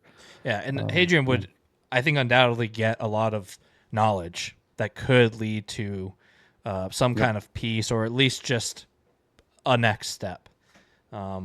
But all of that is ruined when the Empire shows up and blows up the world ship, because Lysander and Hauptmann had a secret plan, and just executed that plan without speaking to anyone else. They blow up the world ship, and then Lysander shoots Karn, like back to back, and it, I mean, I think because of the again things that have happened in Empire of Silence, where he's like, I always thought that he was going to lead the Cielsen, which he still might. But some of the titles he has, Half Mortal was one of them that I was like, oh, it's because he's working with the Cielsen. And it's like, nah, not anymore. But some of the visions too, I was like, oh, Hadrian is going to end up with the Cielsen at some point. But yeah, this was just so unexpected for me. And it was crazy. I mean, like, the stakes of what happens are huge. So not only do we blow up a world ship, which is, I guess we don't know how big the Cielsen race is, but I think Arenata is a pretty major, I don't know what they call them, like leader, part, subgroup. Millions of Cielsen die on that ship. And we know, right, it's a world ship because they just live in space. Yeah, they whatever their home planet was that they used to live at is gone. It's gone, yeah. So this is like a society, civilization living on this ship, and boom, gone. It's destroyed. Yep. And then we also suspect that the reason why their ships are designed the way they are and as big as they are is because they need to be heavily insulated from radiation. I wrote down something about radiation. Hadrian it realizes that they don't have protection against. Yeah, exactly. Yeah. Basically, exactly what you're saying. Yeah. So, which there's actually like, I don't know, how deep in the weeds like Christopher Ruocchio was thinking about this, but there is kind of an interesting thing here where, I don't think he is. So it seems like what he's basically going at is, which is kind of a classic trope, is like, here's this monstrous creature, but there is a weakness, a way in which we are better adapted. And so here's this interesting thing. We grew up Turanian in the light of the sun, so we have grown, adapted to be used to this radiation, whereas Cielsen are subterranean, never grew up in the light of the sun, and their species has never developed proper insulation from radiation. I definitely think Christopher Ruocchio knew that. Yep. Like, I think that's very calculated. Yep. Yeah, but the thing I don't know if he's going to go into it is because this is like, space menagerie way outside is we are technically only adapted for our own sun's radiation. One of the things that a sun actually does is like, like how suns like have solar flares. They actually create a sphere of radiation. So everything within our solar system is encompassed within the sphere of radiation. And those solar winds that are given off are actually so strong that they buffer all other solar winds. So there are every other like source of radiation, like in the galaxy, so to speak, that has enough power, if you will, to reach us, isn't strong enough to get through our solar winds. So if we ever left our solar system, which obviously they do, we don't actually know that we would be protected from the different radiation types of outside radiation. of yeah. We know that we're protected while we're in our solar system. So kind of a little fun. I wonder if fact. that's something the Chantry has figured out, and like when they test tube make the test tube babies. That's something they can adjust. It's sci-fi. They could kind of do what they want. But kind of a little. I was watching some videos with my my kiddos because they they love space and stuff like this, and that was one of the things we got into. Yeah, they love radiation theory. But yeah, it's just kind of cool to get into like what the sun is and like what the things are that it does for us. And it's just like, yeah, here's another like really cool thing that the sun does for us. The sun actually protects us from like sometimes very, very violent bursts of radiation. Death. You know what I mean? Yeah, like there could be like like an interstellar death ray, and then it's just like comes at our solar system and it hits the solar wind, is like blink. Gather it's around, like children. Okay. Yeah. Have you ever worried about your skin boiling off, falling off the bone? Well, thank your lucky stars, our sun is protecting you from that. Yeah. The unfortunate part is like, we're so thankless that one day the sun is going to get really, really, really just frustrated with all of it and just be done. Yeah, sun's be like, you're banished from the Mistral. You're banished. I don't want to hear it. You're banished. For billions of years, I have done these things for you. This is what you do for me. All right, so it's very cool though. It is cool, yeah. But yeah, it's an important note that Adrian makes as well, is that they don't have protection for radiation, which does seem like that's going to be something. If they've learned one thing that it could possibly benefit them, it's that. So yeah, shit just hits the fan pretty quick. Basander blows up the ship, the Empire blows up the ship. Basander shoots, and we don't know at this point if it kills Karn. I don't think anyone thinks that he does, but like it looks like he's killed Karn. The Cielson then bursts out to an attack. Basander also shoots Aranata, who basically is just like, huh? Like it's nothing. It's like a pebble. So I did the big hitters here. So if there's anything you guys want to stop and talk about, I started listing the big hitters, which, Basander shoots Aranata. Hadrian kills Alicom and takes Nobuta hostage. Yep. Hadrian gets Torvaro and Janan to rescue Suzua and Ren, make sure that they are saved. I think because Brethren tells him that's even in that moment. I think he's remembering save the children, save the children, save the cheerleaders, save the world. Right. That's right. They make their escape across the ship. As they're making this escape, they find those weapons, that the Brethren's weapons, and are just like, those are the ones, and then just move on. So I don't know if the whole thinking is like they're so destructive that like, or we just don't know how to use them, or if we do use them, they'll blow up this whole ship and we'll all die. Not really sure, but they kind of just move past it. Well, I did read some speculation after finishing the part that there one theory that people have been speculating about is that Basander Lin shot Karn Sagara specifically because he found out through Smythe about the weapons. And so, like, the intention is like no one uses them.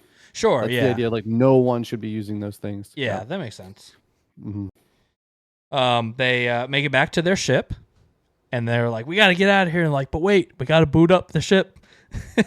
And as they're trying to boot it up, they make a plan for Basander to take a decade and to the Mistral, to where they have the Red Company, in which the plan is to then sandwich the Cielson, so they can basically kill all the Cielson. You're missing a big part right there. So when they're trying to get into the ship, stuff happens. Big explosion, and both Smythe and her second in command, Crossflame. Crossflame. Yeah, they die. Yeah, we think they're dead. We think they're dead. Yeah, they blew up. Don't ever count on someone being dead unless you Right. see the body. Even then, it's still Even 50-50. yeah, it's still questionable. Yeah, and that affects Lynn in like very much. Like another, those two specifically affect Lynn very much. Yeah, and Hadrian. this is one thing. Yeah, I think this is one thing to point out as well, because when I was reading the speculation, I was on Reddit, so I don't have the highest opinions of Reddit for anything, but apparently not now for book speculation. But there are a lot of people who are like kind of talking about these scenes because people are asking questions. And so I will say a couple things I noticed is like there were definitely some responses where I was like, you couldn't have read the book, because like one person was like they left Smythe for dead. It's like, no, they very clearly did not leave Smythe for dead. Yeah. It tells you exactly what happens with Smythe. But they're one of the people who kind of brought up that Basander Lynn like wanted to be first in command. But I think that's what makes this scene really interesting is I think that Basander Lynn does want to be first in command, but not this way. Yeah, not this way. He did not want Smythe to be killed, because that was like essentially one of the points of the Reddit post was like he got her killed. So like that's not Basander Lynn. He wants to be first in command by buddying this new commander, Hoptum or whatever. Hopman. That's how he's trying to be first in command. He wants to be equal to Smythe. He doesn't want to like get rid of her to be first in command. I think he also believes in like honor and duty and what he believes to be. And now he does tell her, like, you know, at one point he threatens her because he has orders from Hum, who outranks Smythe in this case, and he does tell her like, hey, you either get on board or I'm gonna change the report to say you died here. And like, yes, he does say that, and that is very harsh, but like he is a soldier who's having to tell a commanding officer, I have orders that outrank you. You need to get in line. Yep. Right. Like this is what we're doing.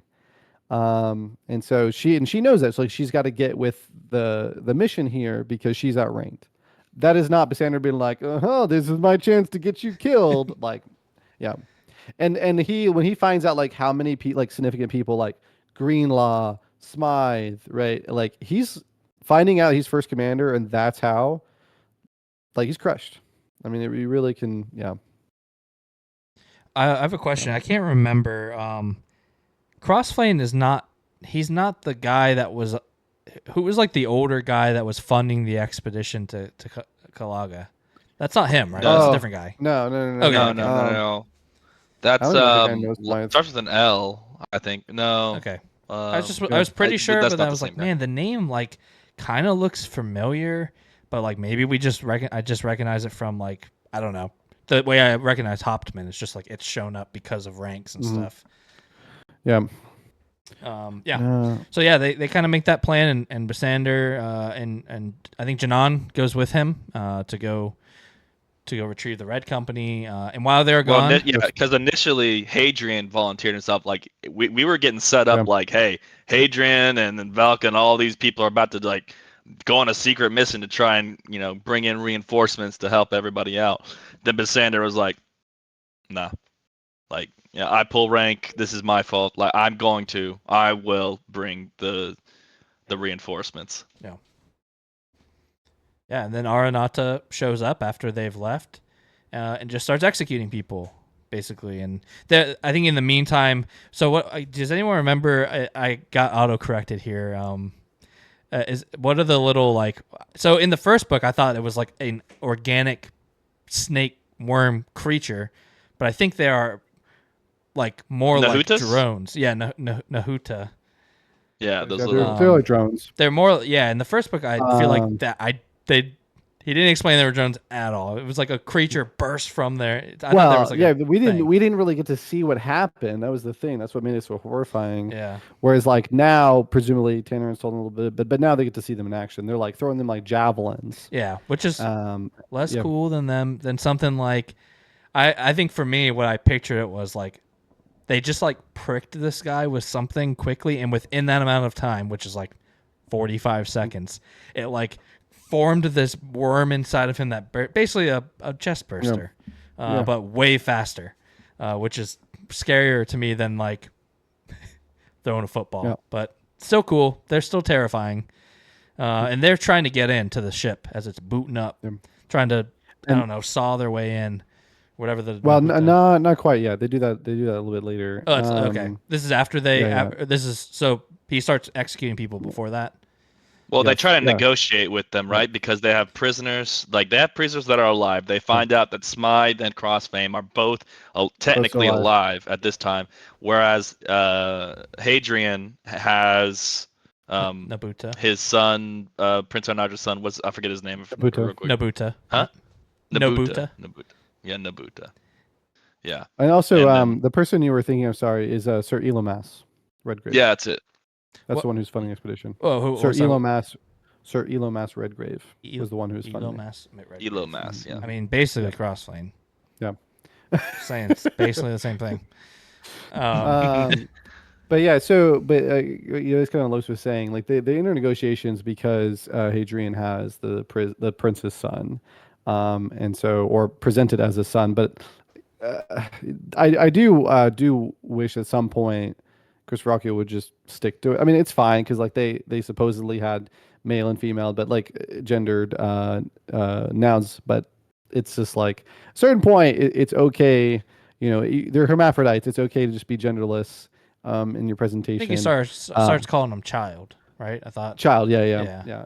So, but the prince's child, and so so the idea was like basically to bargain, but that quickly degenerates once Aranata just gets tired of the whole thing, and so he starts the Prince Aranata starts executing prisoners in order to force Hadrian to let Prince Nabuto go. Yeah, and they learn a new trick that the Cielsen do with their what is it called, mandible things. They go out on the sides, like almost like the Predator. Like I think right. That's kind of how I pictured it. You got to think about it. Yeah, and he bites Crossflame's neck out basically, which kills him. How I can't remember how exactly does he kill Smythe again? It's pretty. I thought I remember it being like fairly brutal.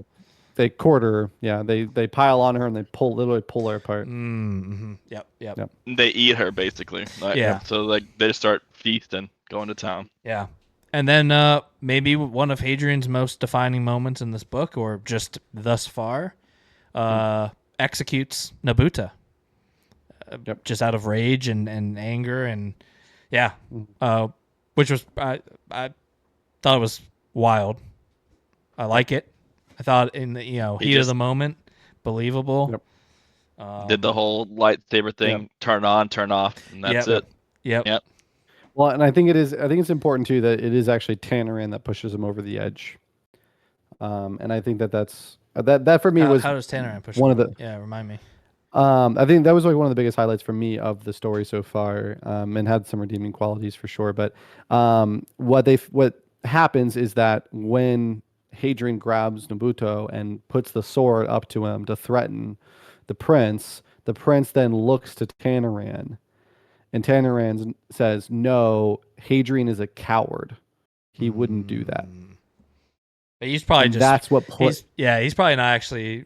I think it's probably just them speaking, I don't know, in literals or something, just like a translation issue. Well, I mean, yeah, certainly, but basically the idea is like, I haven't like wanted to say anything just yet on like my thoughts on like the whole negotiations, but the translation issue is a big part of what happens with that negotiation and why it fails, and a lot of it is a misunderstanding of terms and culture. So like, the term coward is fine, but the reason why they use that term is because from the Spielsen perspective, Hadrian hasn't done anything to earn his like place among them, right? And so he is a coward because he is not their kind of warrior. Yeah. And their kind of warrior would do exactly what Aranata is doing right now, right? No regard for life, executing, trying to hold the strong position. But it's Hadrian who's been doing the opposite, trying to negotiate for peace from a weaker position and things like that. And so Tanaran has seen how Hadrian has gone about negotiation. And Tanaran also saw like how Hadrian struggled with having to fight and execute the CL Sin back on Imesh. Yep. And so but these are all things which like any CL Sin warrior would be expected to do and would normally do, and are essentially just basic. And so the fact that Hadrian struggles with those, Tanarin's like, no, he's a coward. But that's essentially what plays in Hadrian's mind, is that understanding of like what they have sacrificed to get Tanaran here, the fact that Tanaran was willing to vouch for Hadrian as an emissary, but essentially to realize that in this moment, this is what Tanaran thinks of him, is that he's not worth respect, that he just hasn't done anything. And like, so you can kind of imagine that's like, that challenge put to Hadrian, like, you can't even do the basic things that we can do as like CL Sin warriors. Like, you're not a warrior.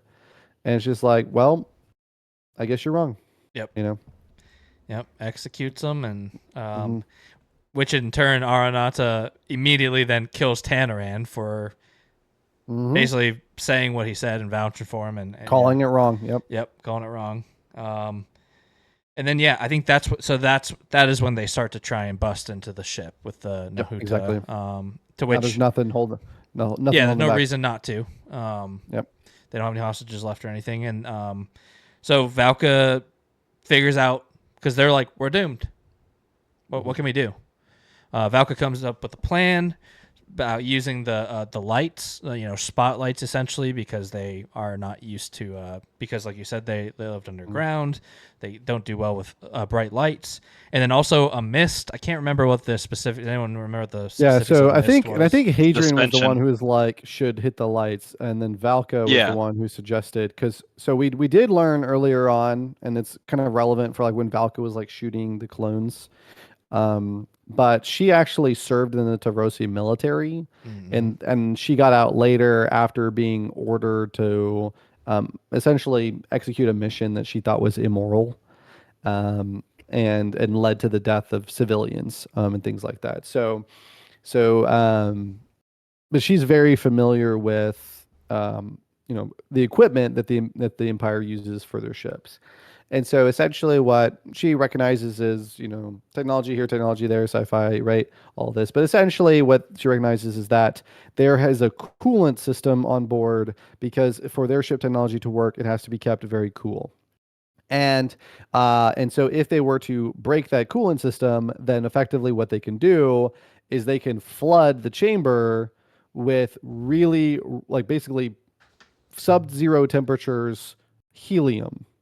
And the significance of that, of course, is not only is it extremely cold, might literally just freeze them to death, that it would be so much all at once that it would displace the breathable air. And kind of as we've sort of seen with a lot of these elements, with the sort of difference in technology, this is an element where the Empire would actually have a really significant advantage, because they still have equipment on board that they can arm themselves with, specifically suits.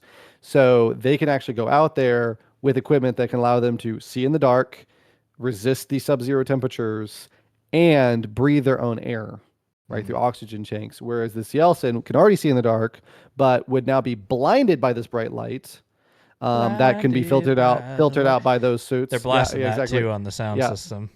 An old relic of Earth. Yeah.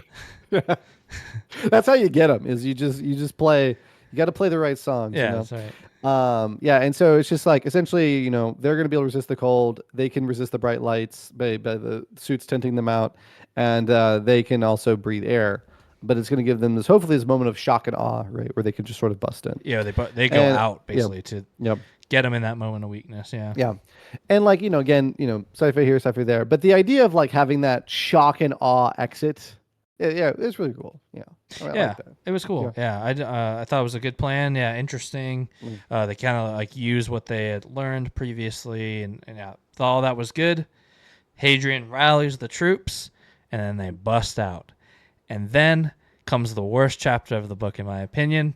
Laughably bad. I knew it. Yep. Because every 2 sentences, Hadrian is like, and I knew in that moment I was dead. I would not live another moment longer. I was dead. I was dead. I was dead. And literally, Bree and I are like, we started laughing, where it's just like, dude, okay. And then obviously what happens after, I think I think it was just a device that Ruocchio used to get you to stop believing it, but I hated it. It just was so we started laughing, and then because it's about to happen, when Aranata kills Hadrian, seriously, we were like, finally, good. You're actually dead this time. Like the one time you didn't think, oh, I was dead. You actually die. You know what? Good. Like I just I didn't like the action in the scene of them going out. I didn't like that Valka saves Hadrian from a Nahuta by just deciding like, oh, I could hack him. I'm gonna hack him. And then she hacks the Nahuta. It just is like it just felt such an out of place I'm a hacker. chat. Yeah, she's like, we're in. And then Hadrian's like, whew, thank God I was dead. I knew it in that moment. I was dead. It just felt so, I don't know. And I normally don't, I think Ruocchio writes action pretty well, I think. But this chapter was easily my least favorite chapter of the book, to where we were actually laughing while we were reading it, just how dramatic it was. And just, yeah, I don't know. I like where it goes after that, but yeah, I did find that very funny. The amount of times, I think it's at least 3 times in like a 4-page chapter that he knew he was dead.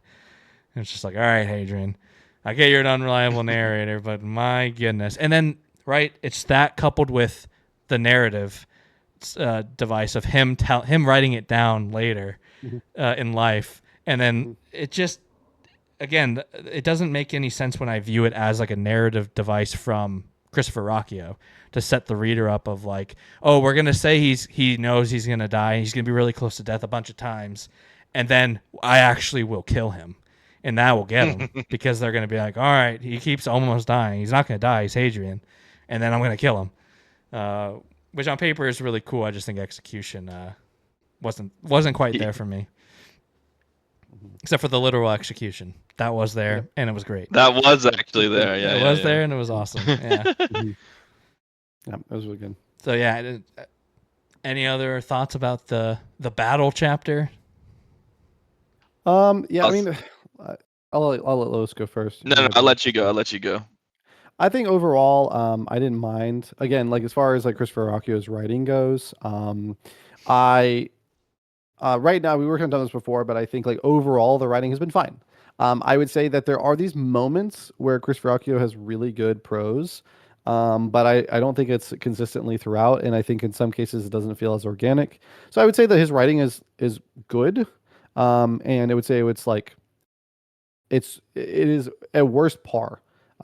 This is not one of those where you're going to pick it up and be like, the writing is terrible. It's like, that's not the case. There's just certain moments where it can, it's like when I was in speech and debate in high school, I had this really funny first time where, I had to give a foreign extemporary speech for my class as my first ever time doing a foreign extemporary speech as a way to practice. And of course my teacher's like, no, you're going to do it for the entire class, not just for me. So I'm like on the spot. And there was a tribal conflict, and I said the word rage, and then I ended up saying that word like 36 times or something throughout the entire, because you like load these words in your brain and you keep searching for words, and that's just the one that comes back. Word, so, yeah, exactly. My comfort word is rage. Okay, so. But sometimes you read like some of the writing, and like that's what it feels like. It's like, oh, he's got the comfort word locked in, because he'll say it, and he'll say it several times, and then it'll never be said again. Once he name dropped Howling Dark, it was over. Yeah. It was over. I read Howling Dark like 300 times within 20 pages. Yeah. But yeah, I would agree. I find his writing to be pretty. At times I think there's like brilliance in there. I can't help, and like it very much could just be like a me thing interpreting a certain way. And I know Hadrian is the character that he is, and I get that, but I just can't help but feel like a lot of the writing, it just gives off like humble bragging of Ruocchio. Like, I'm smart. Do you see how smart I am? Look at all of these references to history and all of this. Oh, you don't get those? Well, sorry. It's because I'm so smart. And I just can't help but feel that with this sometimes. And it is, it doesn't feel I think like that exactly what you said is like, sometimes it feels natural, and sometimes like those moments, it just doesn't feel natural. I think like objectively, if you were to analyze a sentence, it's like a good sentence, but it doesn't feel natural. It feels like he overanalyzed every sentence and be like, I need to make that sound smarter. I need to make that sound better. And then when all of it's like that, it just feels like, look at me. I'm smart. Do you get it? Not smart enough? So I don't know. The writing, and I wouldn't think that about any Purpley pros. Like we're reading Malazan. I think Erickson is, I would imagine, an incredibly smart guy. Like I know he knows his stuff. He's a professor. Like he is a smart dude. But it doesn't feel like he's trying to convince me he's smart when I'm reading Malazan. Like this feels to me. So I don't know. The reading's been maybe you just don't get it, bro. Maybe I think I'm just not smart enough. I just don't think you're smart enough. Ruocchio was like, this fucking idiot. Like, yeah. You're just not his target audience, man. Yeah. Oh, I guess, yeah. But I would say the last thing I was going to say was just like, but the idea of Hadrian having a clash with the Cielson, I'm all for it. And the way that Valga is put out into danger in this way, right? I think that is really, I think overall, this sort of pitched fight, I was like, no, this is great. This is a great way, like, for the story to be going. And like, yeah, there's some parts of it are like, maybe not as like great in terms of writing, but overall, I thought it was like a really well done scene. Are you talking about the beheading scene, or talking about the whole pitch battle? I think in terms of just like overall, I mean, there's certain parts I think like didn't feel as natural, could have been written better, especially like the whole about to die thing. But like the whole idea of like the pitch battle and the way that Hadrian and Valka are being put out in danger, and the sort of that realization of like, oh, being a Myrmidon is not the same thing as being a soldier. Yeah, Hadrian gets humbled. Yep. Yeah, and I agree. I think it's just that one chapter. I think the chapter after that to the end, I thought was excellent. Really liked it. I'm always a fan of a main character being losing something. Obviously, in a sci-fi world like this, which we find out, at least with like the arm, right? Obviously, being beheaded is different, but we learned with Lynn, like it's not as like oh shit, damning. Like you lost an arm. Yeah, it's like, well, they'll just rebuild you an arm, but or regrow you an arm. Yeah, exactly. But I do like when, which I think is exactly why this is perfect, because I think we know this now of like, yeah, he might get injured, he might lose a limb or two, but it's not the end of the world. Just kidding. We're gonna behead him because there is no coming back from that unless there is. But yeah, I thought it was awesome. the whole beheading scene was really cool. But before we get there, let's go back to the pitch scene, and then I don't know, the Valka thing. To me, it's unbelievable that she wouldn't have told, like, hey, like, I'm gonna try and stop these Nahuta from coming into the ship, right? Like, I'm in the process of trying to hack these Nahuta. I know a little bit about them. That's gonna be my plan. But like the fact that she just comes out because it comes out of the ship and then stops Hadrian's Nahuta just in time, and then all of a sudden all the Nahuta are now not functioning. Yeah, like it's seems a little bit like too much. It was a little bit too much for me. I'd prefer her to have said like, hey, like I'm working on this Nahuta stuff. Like, yeah, the stakes are still high, even if she's just working on it. Like they're still flying around until she gets it. Yeah. So yeah, I agree. It definitely is like, it just creating tension for the sake of tension. Yeah. But right, and it's like a Deus Ex Machina kind of thing. Like, oh wow, like now she has like this ability to stop the Nahuta, which comes into play later on when they actually do receive the reinforcements. They meet up. Then they're trying to get to wherever they are with the ship being completely out, right? Like, so they're like kind of tracing their way around the ship. They end up in the garden again, where they have had the negotiations, where the remaining forces of the Cielson are. And at some point before they make their final press, Prince Arenata is no longer there. Directly outside the ship, right? Mm-hmm. And we find out later that we were actually led to believe that he could be blowing up his own ship in order to do like a kamikaze thing because he has nothing left to live for or whatever, or he kind of feels that same pain as a parent losing a child, right? So that's what's in the mind of Hadrian during this whole process. But turns out, big ambush in the garden, and everybody's there, and he dies. So yeah, and yeah, so they it's a big duel, pretty cool duel. He does lose an arm at first during this duel. I mean, the whole fight, he just gets humbled. Really, is the reality of it. Hadrian is not up to par with the and Aranata is using. Is it Smythe's swords? He's using someone else's sword, Smythe's sword. So it's like Smythe's sword. This sword that he's probably using for the first time, and he still absolutely humbles Hadrian. So he cuts off Hadrian's right arm, notably his right arm, and then beheads him. And yeah, the beheading it's almost written from like and then like I looked down and saw my body, and it's just like, wait. But does that mean from his like he's beheaded and he dies, which was cool. There's like a scene in Apocalypto, which there's like a beheading and you get like the point of view of the head separate from the body, and it's like those are your last. Yeah. The last. That's what I was thinking too. Yeah, I was like, oh, that's pretty sweet. The same point of view from the head going down. Which is definitely like a crazy. I think this is the moment I think when everyone's like, just stick, by the end of book 2, you're going to be hooked. And like, this is the moment, I think. And yeah, it's awesome. Then it basically pulls like a Harry Potter Deathly Hallows Part 2. He wakes up in a white room at a bus station as a baby creature. Not really. That's what happens in Harry Potter. It's really weird. But he basically gets resurrected by the Quiet, I think. Yep, that's great. It is definitely the Quiet, not the... because they talked about some civilization that predated. That's my understanding is the Quiet. It's the Quiet that actually resurrected them. That's my understanding, yeah. Yep. And I can't remember if this is where the eggshell takes... I mean, obviously it has something to do with it, but I can't remember if this is when he notices it or he notices it later or it's now. When he notices it's still in his pocket. Mm.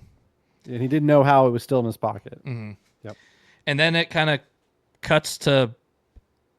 another Arnautas battling the rest of them, Valka and Basander and Polino, and he's about to kill Valka, and then he gets killed by Hadrian from behind him. It's just like, I'm back, baby. Yeah. And most notably with the other, like with the sword that he currently has, right? So. Yes. Currently, there is another, like whenever he was resurrected, he has this sword with him at that time. And the other copy of it is still there, right? It's still with his old body. Yes. Yeah, so if we're counting, he did lose his sword again. Just saying. I thought you were going to mention that first. Yeah. Like, technically, he has lost his sword. You didn't lead with that. Yeah. Yep. Awesome moment, though. Yeah, super cool. And also just like, what the fuck? Yeah. Which I don't know if you guys remember in the last video, I thought that maybe somewhere Hadrian had become like a clone or something like that. Mm-hmm. It was so hard to keep my mouth shut whenever you're talking about that. So very different circumstances, but I am glad that one, we just got something kind of like it, and two, we got it so soon. I was thinking like book 7 kind of thing we'll get the reveal, but yeah, we got it here and it was awesome. Yeah, no notes, but yeah, he's missing his left arm now. Yep. Instead of his right arm. Yep. Which is very strange. And then so Arnautas dead. Suzua shows up as the new Karn. So I think at some point maybe we're not there yet, but at some point weren't they kind of like seizing Suzua and Ren? They were kind of like basically seizing on the ground.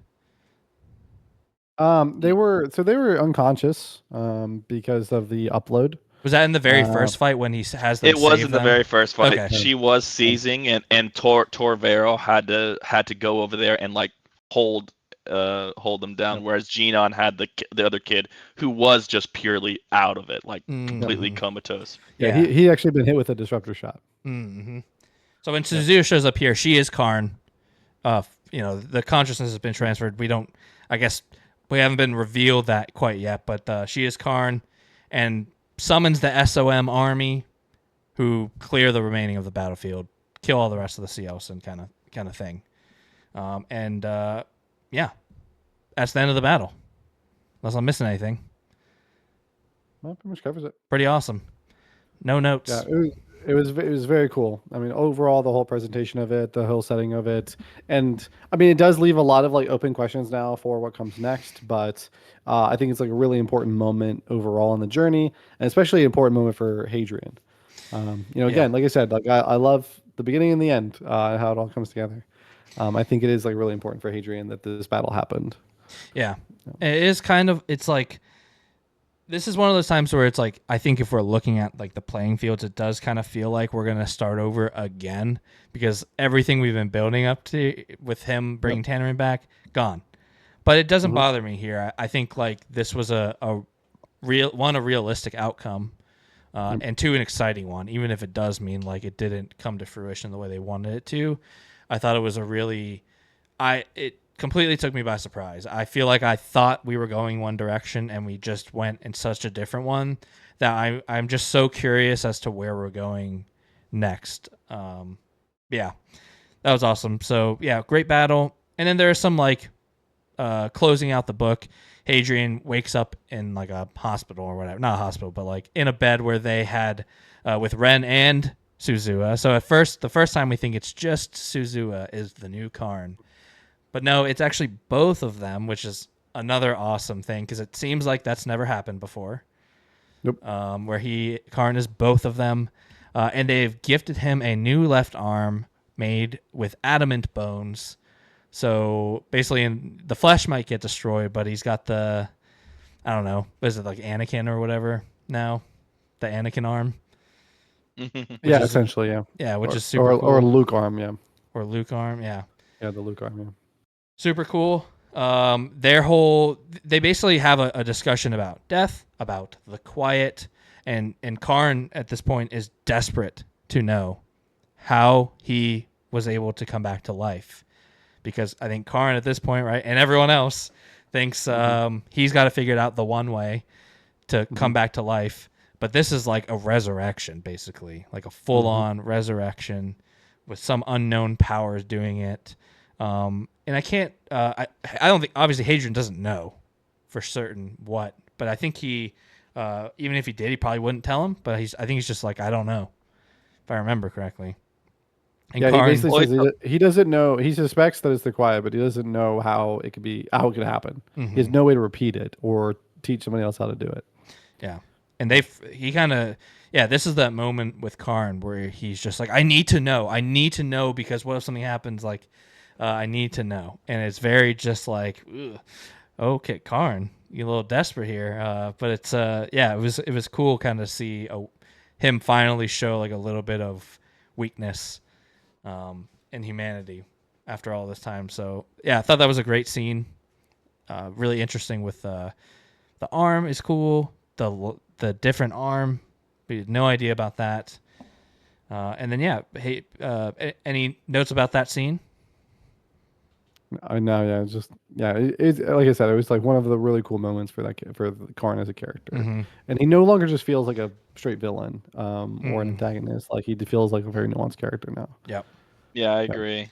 Like a prominent character but not like a villain sense. Yeah, I think last video I thought that we were gonna like Karn's not making it through this book, and now I'm like.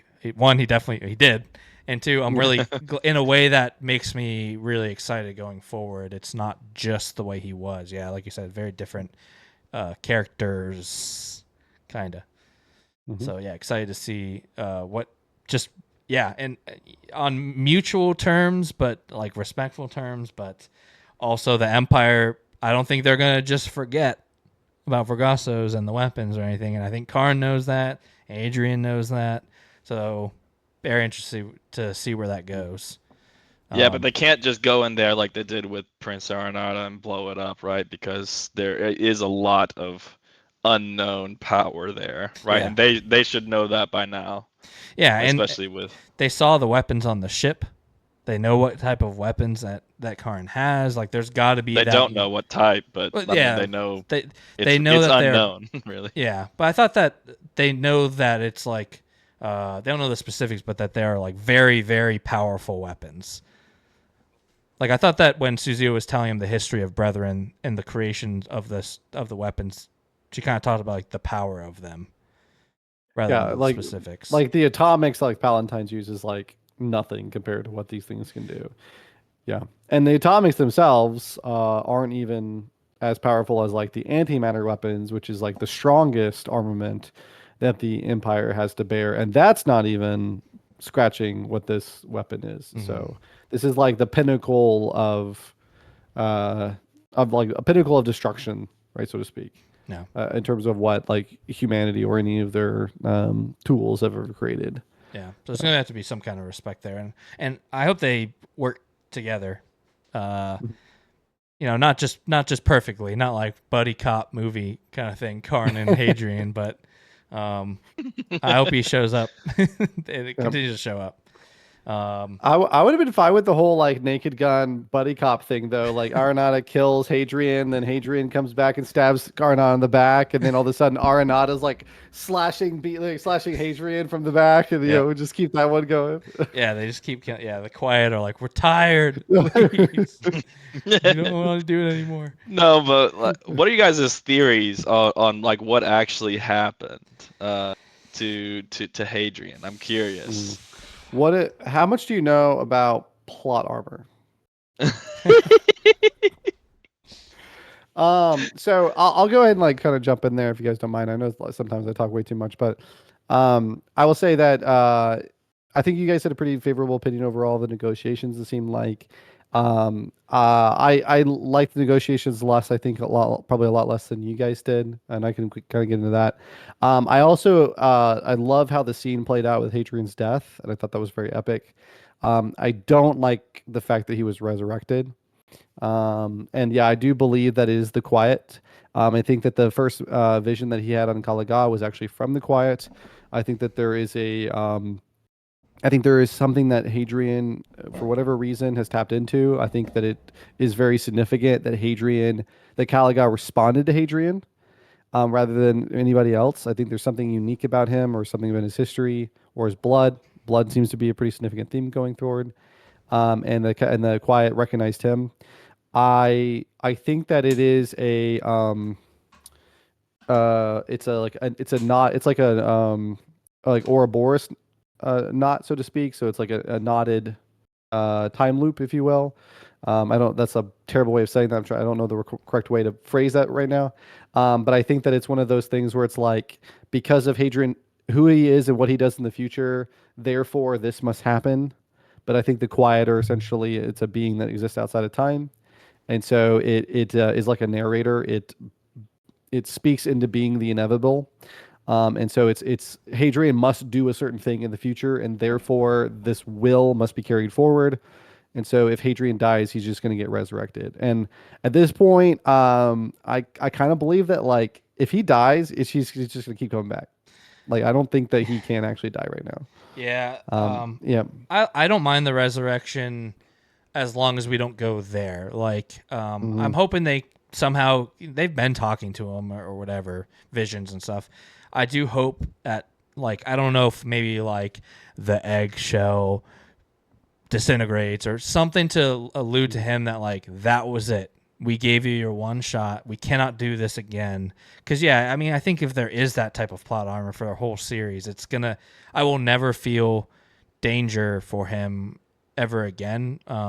Which, I guess you could do that in a unique way if you make me really care about everyone else around him so much more. But so far, he hasn't really done that. I also hope I hope it doesn't turn into some kind of religious Catholic thing. I'm hopeful that it's just separate and like there's just a small nod to it, and that's it. I don't want Hadrian to become like Jesus, is what I don't want, and fear a little bit. But I think without the right, you can't kill Hadrian without resurrecting him. So that cool moment can't happen unless something very wild changed, and this wasn't Hadrian narrating. I don't think it's gonna become. I don't think it's gonna become like overtly religious. I mean, as far as like, there are lots of characters and lots of stories that are basically like Jesus, right? Sure. I mean, like Frodo is Jesus, and so like there's certainly gonna be like nods, but I know what you mean. Yeah, I wouldn't say like I would say that the average human doesn't read Lord of the Rings and be like, this Frodo guy, just like Jesus. I think it's like if you know, you know. At least from me, with reading Fellowship, I would not say there's a whole lot that was like, oh, he's just like Jesus.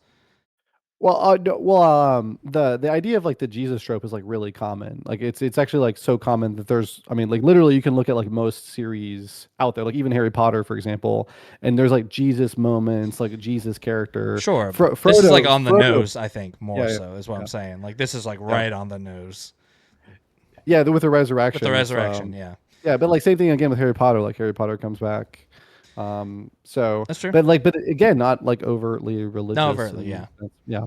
So like I think there's going to be some parallels in some ways, or like some biblical stories that sort of get told. Maybe there's like an influence or twist there. I don't know. I mean, but we did see that with the novella. But I also think it's because of the novella. Yeah, that's the thing. I think he's just shown me that it can be more, and I don't mind him being resurrected, and if there's some subtlety to it, that's fine. I just don't want it to take like the front seat to the series. So yeah, I guess I have a little bit different of a theory about the reason why or what exactly happened. It's more to do with and more in line with what Brethren had shown him already, right? Mm-hmm. Like he had shown himself die multiple times during in that scene, in that chapter, right? Yeah. So he kept on going to these different rooms, opening doors, seeing himself die, opening doors. He saw himself die, I don't know, I think he said 100 times. So I think it's definitely like timeline based. Where this is like they pulled the body of a Hadrian from another timeline that didn't lose his right arm, and just kind of like plopped it there, and now this, I don't know what the consequences for the other timeline for that Hadrian is or not, but it's clearly the same consciousness as this timeline's Hadrian, but with the body of another one.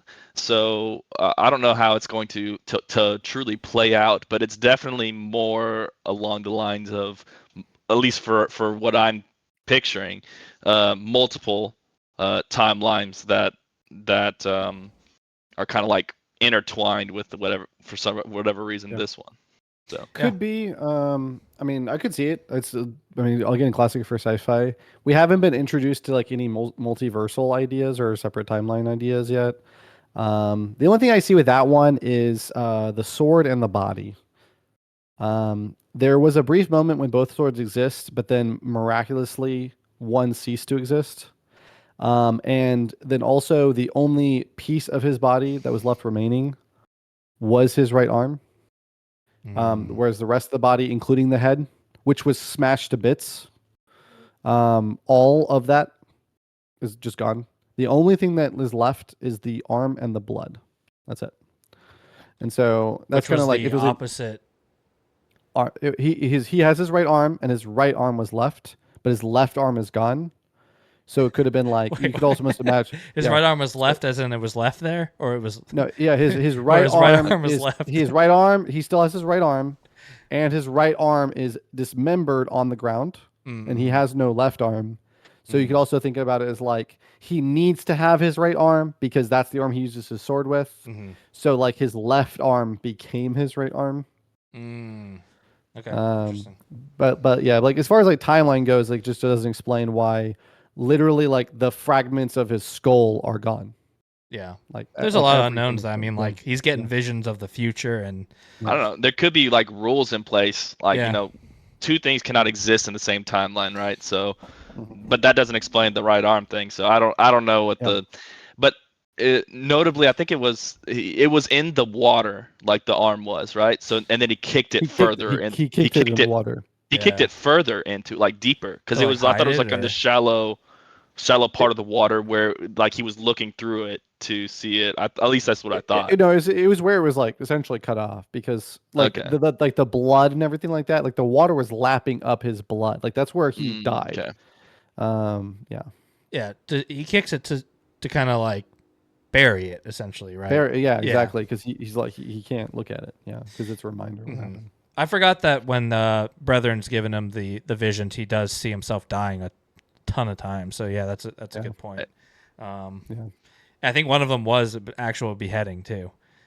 So yeah, it'll be interesting seeing going forward because I think the plot armor part of it worries me a little bit, but then if there are some stakes of I don't know what they could be as far as like, well, you're basically killing another Hadrian in another timeline or something. Maybe that will create the stakes that makes it interesting. But I'm just curious because there's I think we're leaving with more questions than we came into this book with, which is exciting because I think we will get. And I think Ruocchio has kind of proven, at least with this book, that we're going to get answers. He's not going to just hold all the answers to the end.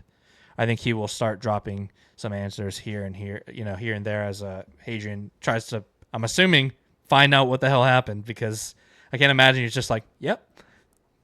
Yeah, we don't get to see that part yet because he's on his way to meet the emperor. Yeah. Yep. Which is kind of crazy. And so you read, which kind of comes into play right now. You read a portion during the dinner where he was explaining the betrayal of Lysander Lim and stuff like that. So we had yet he goes over and he calls Lysander Lim one of these titles, like, and we have yet to actually see him there. So it means that he was with Hadrian up until that point. So the betrayal won't happen at least until Lysander Lim is in whatever, I forget exactly what you said, but it was mentioned in this place. So yeah, I did not put that together until you actually reread it after I had already finished the book, and you read it in the last session. And I was like, oh, okay. It's not a Royal He Victorian actually, knight, the betrayal of Lysander Lim still has not yet happened, and we already know how buddy he gets at the end of this book, right? Yeah. Or not really buddy. It's more like God, like acolyte, like crazy. Yeah. Lysander Lim he kneels down to him, at the very end. And so does everyone else, because word gets out about his resurrection, and they give him the name Half Mortal. And that's what they kind of. It is very much like a King of the North moment, with the half mortal. But I guess before that, because that's literally the very end. He's gonna go meet the Emperor. I think Hadrian bargains to let the Red Company come with him, which is exciting. They get to continue to travel with him on the Schiavona, huh? All but one. Yeah, because we must have our second altercation between Hadrian and Switch. Is there? I might be mixing up because I'm reading Red Rising at the same time. Is there a slap that happens or no? Mm-hmm. There is a slap. It's in this. Hadrian slaps Switch.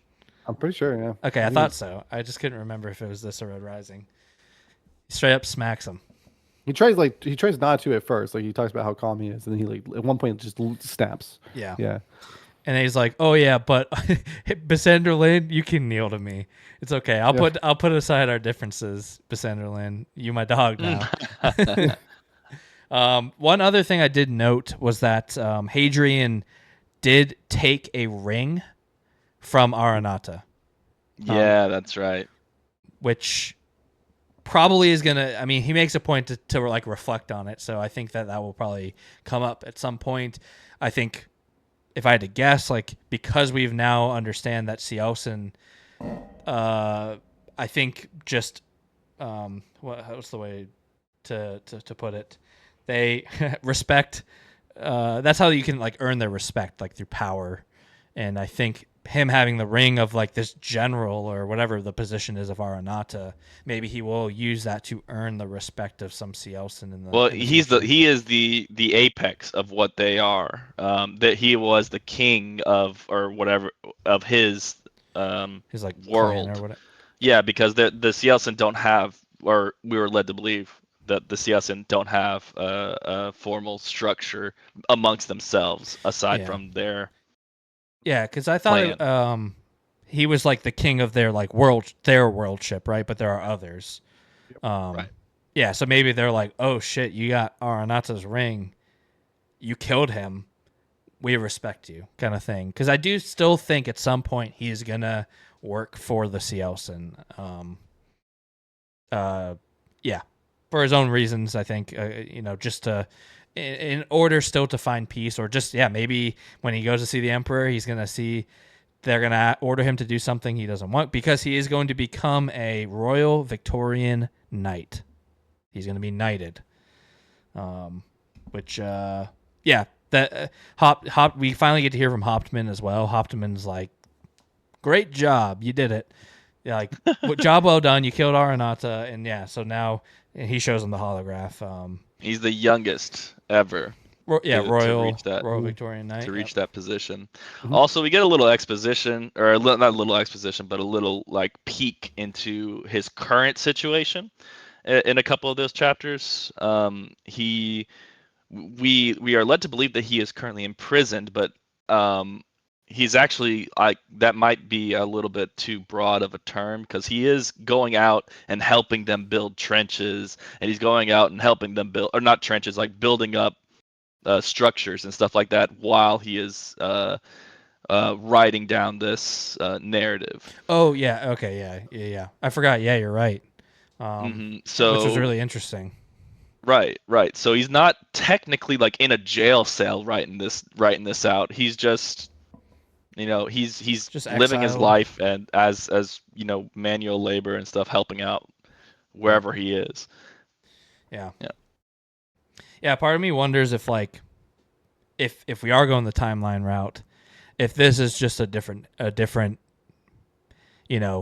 Hadrian that got plucked in at the end and has the memories and is documenting it or something like that, because that could be kind of cool. But I definitely don't think this will be the end of the cloning. I think that is going to be the forefront of the series, cloning and resurrection kind of thing or whatever. But so far he's done it in a really exciting way to where I'm definitely on board. I did want to show you guys before we end some of the arts. So this one I'm actually curious what you guys think because I don't really. So here, let me show you the front.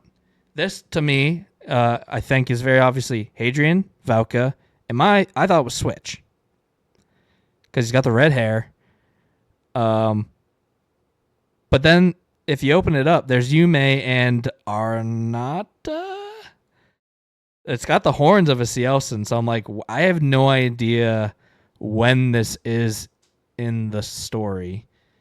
Or Interesting. But I'm pretty sure those are the horns of a Cielson. No, but look at the hands. The hands are not like claw-like at all. I don't think that's true. Yeah, I just have no idea what. I think that's just Karn in like a different. You think so? Right? I don't know. I like that. That is weird. That's like. Well, what do you? Sorry, think? it is. So looking at them, it's hard. It's probably just hard to see. They are kind of like claw-like. So here, let me show you this too, because here's the. This is the coolest piece. It's a full spread, so it's a little hard to see, but it's the fight in the garden. Yep. So he's kind of got the fork, like the clawed hands with the same spikes. So that's right before Hadrian that's gets cool. Yeah, and then I think that's Lynn and Valka there. Or that might be Polino. Or actually you're probably right. It's probably Polino. I don't know if that's like the world ship. Mm-hmm. I think so. But really cool piece. Very colorful and just you got the lake there. No, that is really cool. Super cool. I showed you guys the front one here. Yep. And then the last one is just the final scene of the book. It's very they look very stormtrooper. He's got he's holding up the fist. Besender Lynn is kneeling with Valk up there. They're kind of all just Hadrian half mortal. Hadrian half mortal. Yep. Super cool art. Yeah. That's really cool. Yeah, no. Although I am curious about like those characters that on like walking up. Yeah, it's a really interesting. Like, that. if I were to just look at this as the cover without the back, it's just an interesting piece. Anyways, having read the book, like, I think almost at no point are Switch, Hadrian, and Valka just together, the three of them walking down. Like, I don't know. Just already it's weird, but then you add in this, I'm like, what? Where, when, and where is this? And Sealson don't really wear like, it's like a trench coat or something. He's got like a crazy braid going on.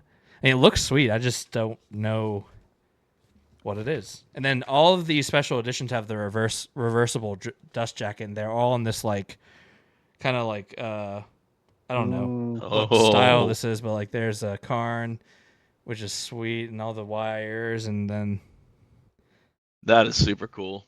Yeah, all that SOMs and stuff. Really cool. I would have liked to see. I'm gonna look up some fan art for Brethren, just because I bet there's some cool grotesque stuff out there. Yeah. The fact that it's like the weight of Brethren is so immense that it would literally, if it was out of water, it would crush itself, just like a whale would, like similar to a whale out of water. So that's why they exist in like the sea and stuff. It's really cool. So do you think like, because the hands are what protrude from the water. So do you think there's just like a mass beneath? Oh, there is. That's why I said like jellyfish. Yeah, when you said that, I was like, I didn't even think about there being like the mass part down that the arms are protruding from, which is super cool. But any before we sign off, we kind of have already gone over some of our dislikes, but any notable likes that you wanted to shout out, or any predictions you want to shout out going into the next book? I'll let you guys go. I will, before we close out, I will go ahead and kind of give my reasons for what I didn't like about the like the whole negotiation and everything. I'm curious. Just because I've been alluding to it. But I can do that after you guys. I've already kind of said all my likes. I don't want it to like detract from the fact that I do like this one more than Empire of Silence. I really do like how it ended. I think it had a really strong beginning, and I think there were several really notable scenes. And there's still a lot of breadcrumbs of cool stuff like lore and interactions throughout it. So I did not hate the book by any means. But yeah, I'll let you guys, if you want to mention any likes, and then I can kind of talk about what I didn't like about the negotiation. Yeah. Did you want to go, Los, or? Sure, yeah. So I did like, language was a very big part of it, as far as the negotiations were, and like him understanding their perspective or their structure, their cultural structure, like apex predator kind of like, was really cool, like him learning about that and him being like so frustrated in the moment but actually like having a ton of fun, and he had to be like told by the people like, hey, this is what you want to do all along, like you wanted to talk to the CLs and you got this, dude. Like you get everything that you want and you still find a reason to be like like how you are. He's just typical Hadrian. And to me is I just really enjoyed everything. I am not one to really nitpick certain things. I know I've said before I'm very easily entertained, but I do like taking in like the work as a whole, and I really enjoy it so far, and I'm excited to read more about it. So this is definitely one that even if we don't decide to move forward, which I'm pretty sure we're all going to move forward with it. Yeah, I definitely want to. Yeah. So this is one that I would personally just get the rest of the series, at least up to a certain point, and continue on with it myself. Yeah, I think overall I'm really positive. I think there was a small lull in this half of the book with just them in the cell and getting back to the ship. But once we got to, I think everything up to that part, them going through the garden was awesome. I do think personally, which makes me even more curious to hear what you think and see if it will change my perspective. But I thought the negotiations were probably my favorite part. I just love when somebody can. It was to me more tense than the battles, and the fact that you can do that by a negotiation. I'm not a huge fan of action in books because most of the time I'm glossing over. It's just like the stakes aren't there, but the stakes of those negotiations were like peak for me. And yeah, it just makes me because everything is so different too. You think it's going to go one way and it's completely reversed. I just found it. Yeah, I just was engrossed by it, so I thought that was really great. The I don't know if it's a twist of Hadrian dying or whatever. That moment was really awesome, and I think where it leaves off was great. I would say the only other negative is like I do find Ruocchio's writing a little tough sometimes, and Hadrian as a character, there are moments where I love him, and there are moments where I hate him, and I do think that's intentional. So it's just sometimes I'm just like, bruh, come on, Hadrian. Like, so it's nice to see him humbled a little bit sometimes. He's not like this superhero who's perfect, which is nice because I think if had gone the way I thought it was gonna go, it would have just been like Hadrian be like, "See, I told you, all we'd do is meet him, and everything's great." But he definitely got a slice of humble pie, and it was fun to see. So yeah, overall, really really positive. I think it's a pretty significant improvement over the last two, and I'm excited by the trajectory of it because I imagine Ruocchio just continues to improve his craft, and I think some of those problems I have will start to fizzle away as he grows as an author as well. So yeah, overall, very positive. All right, bring us down. Yeah, sorry. I know. Wait, I'm like in this not on a high note. It's just we were moving through so well, so I didn't want to jump in there. But yeah. So I think the thing that really hurt it for me was, and granted, I do want to acknowledge that we're coming off of the whole thing with Switch, which did not put this in the best of places. Also, I did have to switch to because of everything that's been going on with like work and family and like sicknesses and stuff. I did have to switch to listening, and I listened to. This is one of the reasons why I went back to reading. I do listen to Sun Eater at a very fast pace. I just, for whatever reason, on the Audible books, I do not like listening to it very slow. I listen to it very fast. My wife thinks I am insane, which is totally fine. I listen to it at 1.8, by the way. I listen to it very fast. By the way, do you know how Karn sounds at 1.8? I don't know how he sounds at normal. Yeah.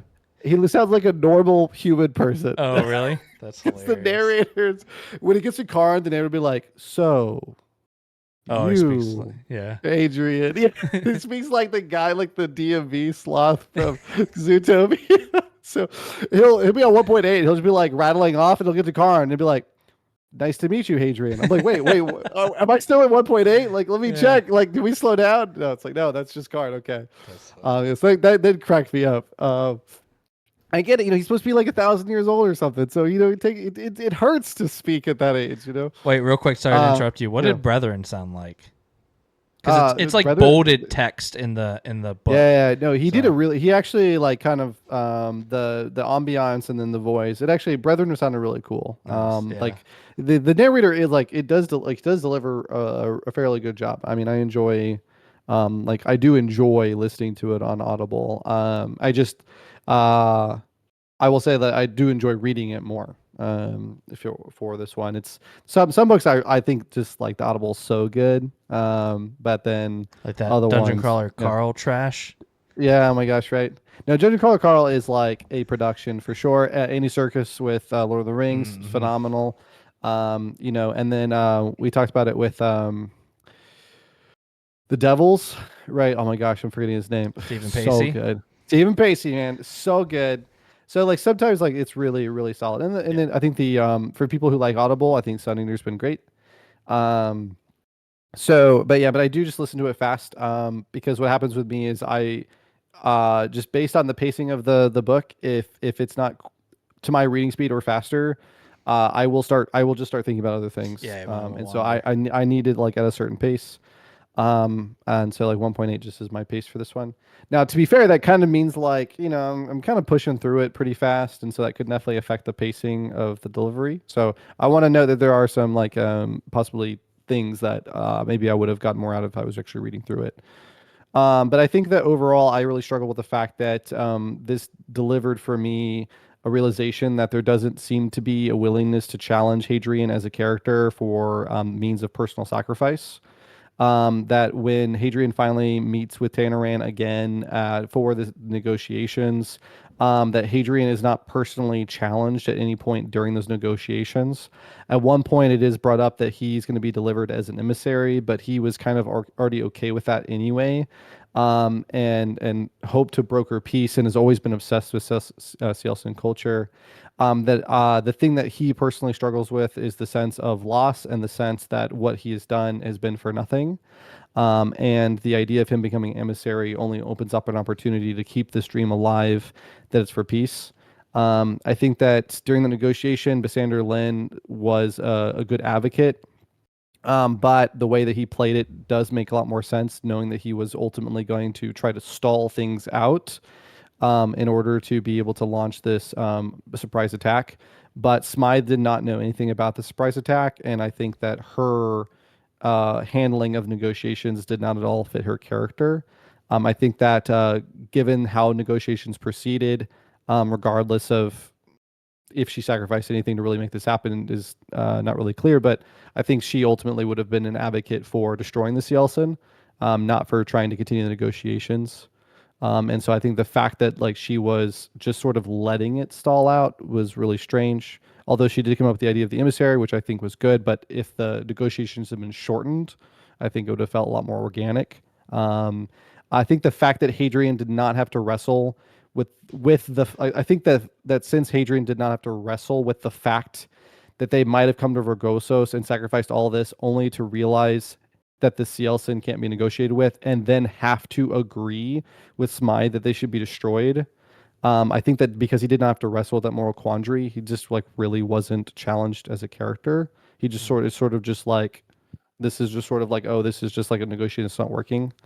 I do like how Christopher Ruocchio does use language, but I did feel like it worked against him in this case, because the realizations that Hadrian was coming to during negotiations are things that Hadrian already knew and had already been told to us through Empire of Silence and through the first 40 chapters of this book. So things like, for example, one of the big points, which I never really understood why this was okay during negotiations. Hadrian is very aware of the fact that the Cielson's word for humans is not a word for humans. It's the word they give to vermin, lower class, worthless creatures. And both Torvaro and Hadrian consistently use that term during negotiations, which should be an immediate recognition of the fact that they're just calling themselves something of lower class. But he actually doesn't even acknowledge that that's working against them until the very end of negotiations, which was really weird to me. The whole hermaphrodite issue has been a known issue, but like it keeps like coming up in a weird way.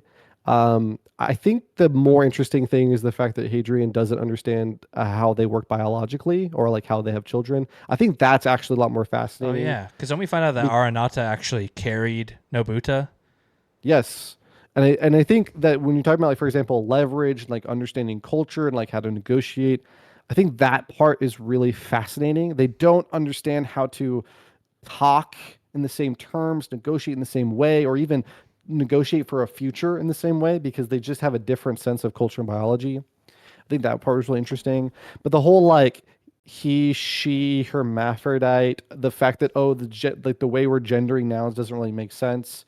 I think like that was just kind of weird to bring up because we already knew that Hadrian already knew that he'd already encountered that when first talking with Tanaran.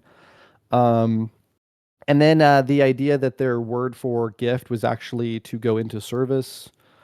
Again, I thought it was a bit strange. Like you've been talking with Tanaran now for a long time, and so it just seemed again weird that they wouldn't have had that recognition. Although he may have just made that realization in the moment because of the context clues, and I totally recognize that. But yeah, just the way that the way that the negotiations broke down, and faced with, in my opinion, how absolutely simplistic of a culture the Cielson actually are, that just didn't mesh with me. Because it was like interesting, like the fact that the Cielson might be going on pilgrimages to the quiet and then running into Empire civilizations and causing conflicts is like really fascinating.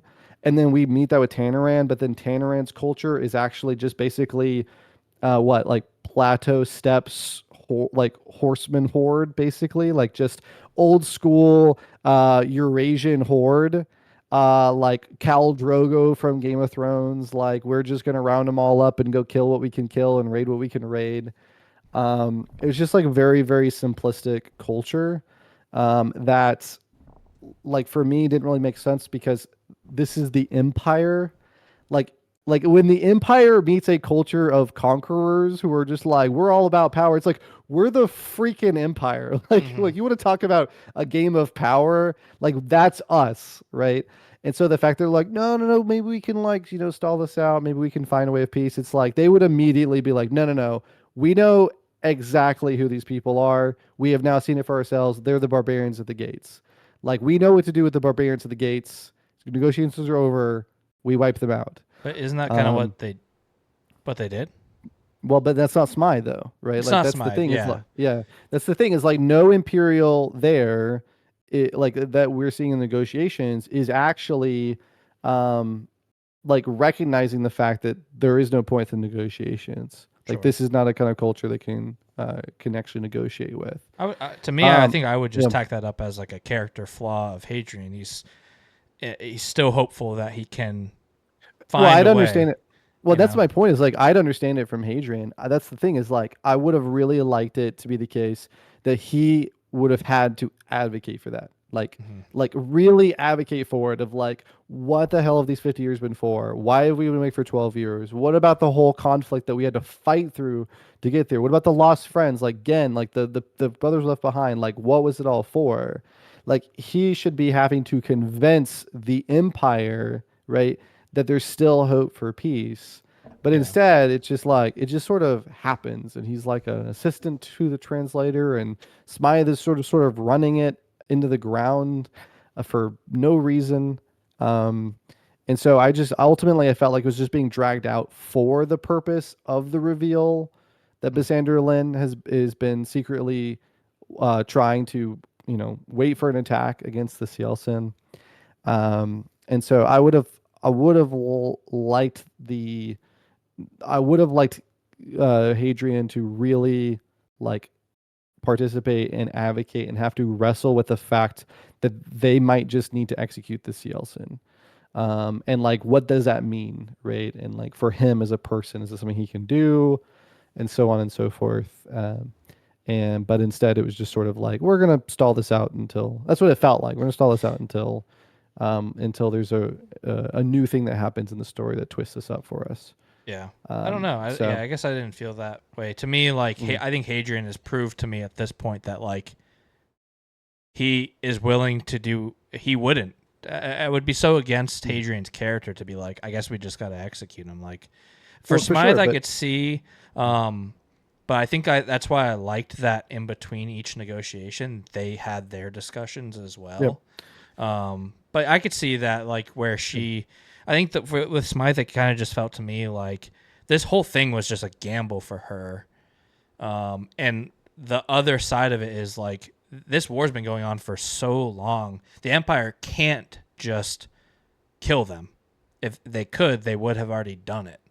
And so I think the alternative is, like, even if this takes a long time, if we can just find some kind of middle, and right, I think that's where they leave it, is like they're close to being able to, they're close to sending him as an emissary, which I think to Smythe, it's like, here's the alternative is just exactly what we've been doing.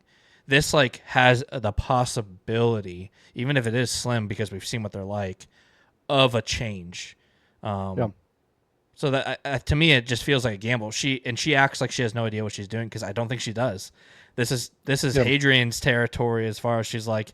She probably never thought she was ever going to meet with Cielcin. So it kind of felt. I think I could kind of buy into it like that.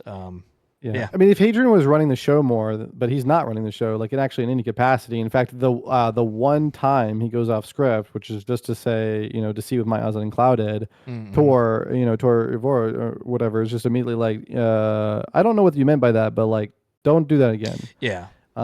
Like he's not running the show at all. But he's not allowed to. He's not allowed. And that's my point. Is like but this is Smythe's show. Well, I think it's above. Yeah. I think it's above her. I thought like No, she's running the show here. Like she's she's first in command. They have no contact with the Empire. She is first in command for negotiations. This is her show. I thought she was also Yeah. answering to Hauptmann or something. No, she had no idea that Hauptmann was even involved. Well, I mean, she does structurally, but not in here, not in the negotiations. Yep. Mm. Yeah, she's running the show, and so like that's kind of what I meant. Is it's just like it didn't feel like the way that she would be handling negotiations, and so I didn't picture in my mind that negotiations would go that way. And so, and I would have been, I mean, I would have been fine with it being shorter the way it went. Just don't drag it out as much, and then just have the attack happen. And I would have also been fine too with the negotiations being more complex. But even like the middle ground, again, the middle ground at the end is like this final negotiation where they do agree to have Hadrian's emissary, but they don't get an emissary back, and it just like it kind of just feels like it's sort of devolving into this like they're trying to talk and their words aren't coming through, so then they're just talking louder, like those kinds of scenes, like we are here to help you. Yeah. And because they're just like can't, like this Yeltsin don't understand, and they're just sort of trying to like force it. To me, that's realistic though. Like they are this culture they have no idea about, and the alternative is we leave and we keep letting millions and millions and millions of our people die. Like, it would be worth it to, if we need to. Like, I think Smythe and Hadrian would have been okay with drawing those negotiations out for months if the end product of that is progress. To me, like sure, it's like maybe they're making minuscule progress day to day, which to me felt realistic. Like it still was moving in a direction, even though it felt like you're hitting your head against the wall, because it is two cultures that literally don't understand each other. Yeah, I would agree with that more if there were other things in line. Like I think if the Yeltsin culture was more intricate. I think I could see that there's a reason that they might be hope. If Hadrian was being a lot more forthcoming about his observations of Yeltsin culture, that's another thing. We never have any real discourse between Hadrian and Smythe over her negotiation tactics. Like, if, for example, he will recognize like, oh, the word for gift actually is service. He never like talks with Smythe about maybe we're doing this wrong, because like they don't like what we're telling them doesn't make sense. That doesn't happen. The fact, like, if Yeltsin were a unified culture, this is one prince. I mean, yeah, it's a Yeltsin prince. It's a first contact with a pale, but it is one person. It's one clan amongst them. I think that's what makes it interesting, though. What if all Yeltsin aren't like this? What if this is just this world ship and other ones are more intricate? This is just a very... right, but then why were we negotiating with the warlord who is, you can't negotiate? I mean, with. They didn't get to choose though. It's not like I know. They were like, it's not like a lineup in a precinct. It's just because it was Tanneran that actually. But why did Arnauta send Tanneran to? They were on Caligari. That's the thing I still don't get is like why is the warlord sending what they refer to as precious property to lead a pilgrimage, like a peaceful pilgrimage, looking for the quiet. That was another thing is like I really expected Arnauta to be far more intricate.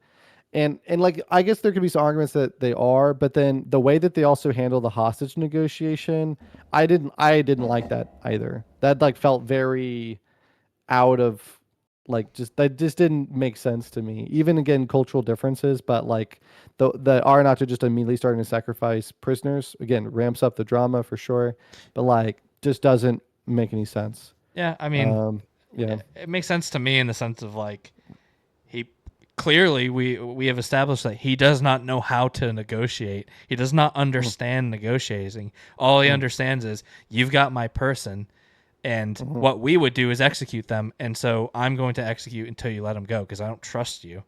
I don't that kind of thing. To where I don't know. I don't agree with their culture.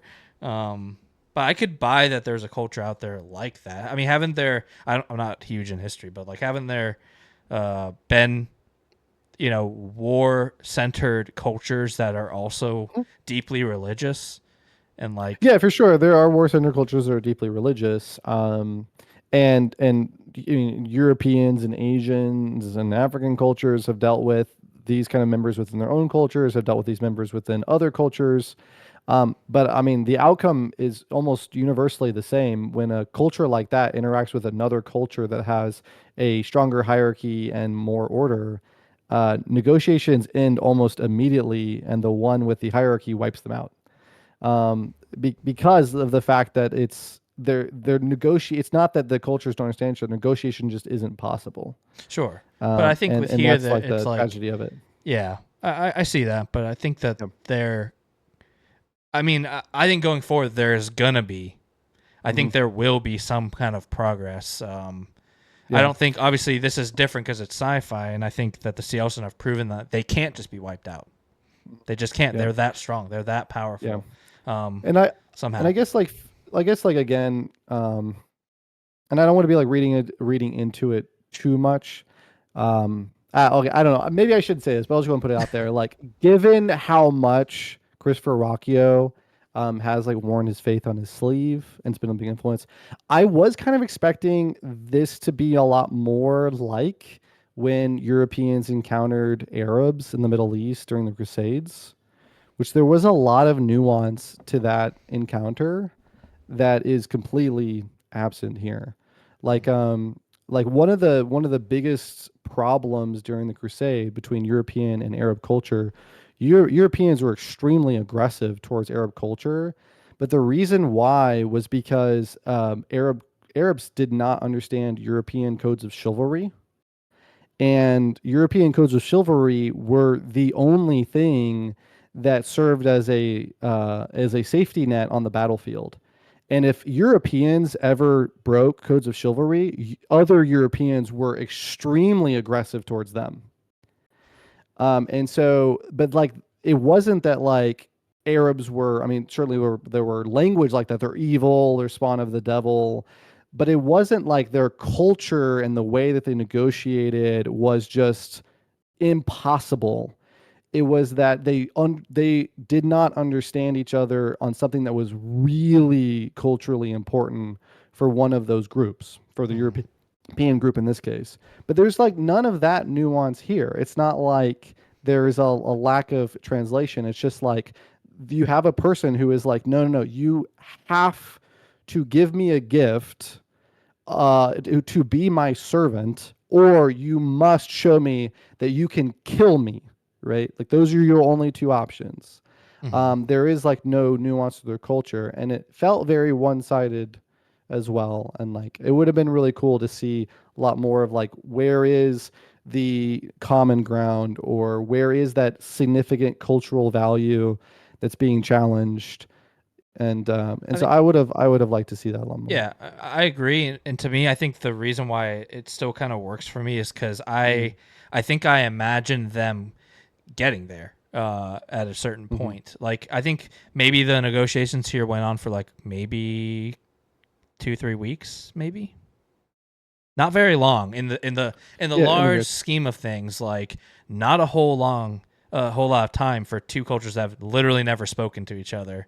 So like it's gonna take time, and like to me, I just kind of imagine like, have Basander not brought the Empire, they would have gotten to a more mutual ground. I think at some point, 3 weeks. Let's say it's 3 weeks. That's not a long time. I don't know how long the Arabs and the Europeans, like how long they negotiated, if they ever did. But even still, that's still like human to human. I think there's still like mutual ground there. This is like an alien civilization, and they don't even understand each other fully, even translation wise. Like you said, they don't even know the word for human. So maybe that's something they're saying. We could get to the nitty gritty of this and be like, it's not this, it's this. But at the end of the day, we gotta choose our battles and make progress to where. Yeah, I think for me, I could see and I think that's why Hadrian's so upset too, is because it felt like we were just kind of on the precipice of starting to make some meaningful progress, and it gets cut short. So to me, it's just kind of like the unknown of what could have happened. We could have maybe gotten there, maybe not. Maybe it just would have been this forever. But we don't know. I don't and that's believe what that makes it this one. interesting. I don't believe this one could have ever worked out, but I do think that is monumentally important if peace is ever going to happen. Because this kind of impact, like understanding who Aranata is and that kind of like culture that that they are presenting, right? I think it's really important for Adrian to understand that moving forward, that Cielson can be like this, and that you have to have a different approach, and one that he may have been, Hadrian may have been uncomfortable with before, but he's going to have to start getting comfortable with, right? That he actually may need to always negotiate from a very strong position and be viewed as a threat, and to be feared, even though he's trying to pursue peace and things like that. So I think it's like really important for what might happen in the future. And so again, it just, it was like I felt like overall this could have been shortened to a few like key dialogues, and then it could have just been like boom, like just maybe blast in Bisanderlin. They walk into that third meeting, and then just like Bisanderlin just starts pulling guns and all of that. And it would have been I don't know, something about it. I find it realistic that they would try. But I think just one interesting thing real quick, and then we are reaching the 3-hour mark. But would you say that I know the final thing that Tannerin says to Hadrian is what gets him to kill Nabuta, but wouldn't you say that during those negotiations that Tannerin is a bit of an exception? Not fully, but like, right, we're talking about Aranata. It is this or this, done, period. That's it. No wiggle room. But Tannerin, who has been around Hadrian, is like kind of like what you're saying, like no, like he saved me. He really does want peace. He stood up to his own people. Like, isn't that kind of like somewhat of a change from their culture? Even just understanding that, isn't that like a step? Because like you said, it's going to have to happen at some point. So it seems like even though it's not a ton, he did have an influence on or an impact on Tannerin. I think Tannerin is the light at the end of the tunnel. I think Tannerin is the one that shows that if, like for example, if that plan had worked of like having an emissary from the Cielson, I think the Tannerin is the one that shows that is a realistic possibility. And again, it's just like there was a moment in the negotiation where I got really frustrated because I just thought to myself, I was like, surely Hadrian of all people would connect the dots. The fact that Tannerin is advocating for Hadrian, but doesn't do it through the vast majority of the negotiations, and then there's this moment where like Hadrian looks at Tannerin like during negotiations, and then Aranata like puts, I think maybe even when he was talking about like them being an emissary, maybe it was earlier, but Aranata like puts his like their hand on Tannerin in this like way where it's like almost like grabbing the neck, and Hadrian's like immediately appalled. He's like, that was a really like weird, intimate gesture that just at the same time showed intimacy and a complete like total control. Like it was basically like treating Tannerin literally as property. And you just think like you would see this person like beat up slave, warlord vibe, like treating Tannerin, who is like your hope, as like property, like just a thing to be possessed. You think you'd be like, this is not the guy. Like this is not the person we negotiate with. And like again, he's like he brings it up, but like only to himself. Like it's just like, yeah. So, I guess I just don't know what the alternative is. Right, just go home and keep doing it. Kill Aranata. Say, can we talk to somebody else? Yeah. or Hadrian tries to see if he can get Tannerin like alone, right? Or like separated. Like that's the other thing. Like negotiate with somebody else and try to work it up, or like set up a side hustle or whatever. Like I think those things, like I was saying, I think those are the types of things that like they probably. I think Hadrian probably would have gotten to that point. I like to see that trajectory of like this is like such a blip on the timeline of the negotiations. If they were to fully play out, they just don't. and so therefore it does feel short. I think mostly I'm just interested to see, because I think Hadrian is going to reflect on all these things we're talking about. He must, especially with he has killed Aranata now. So is he going to use that? Are the other Cielsen going to be similar culturally, identical culturally? Is he going to use that to get in with them with the ring?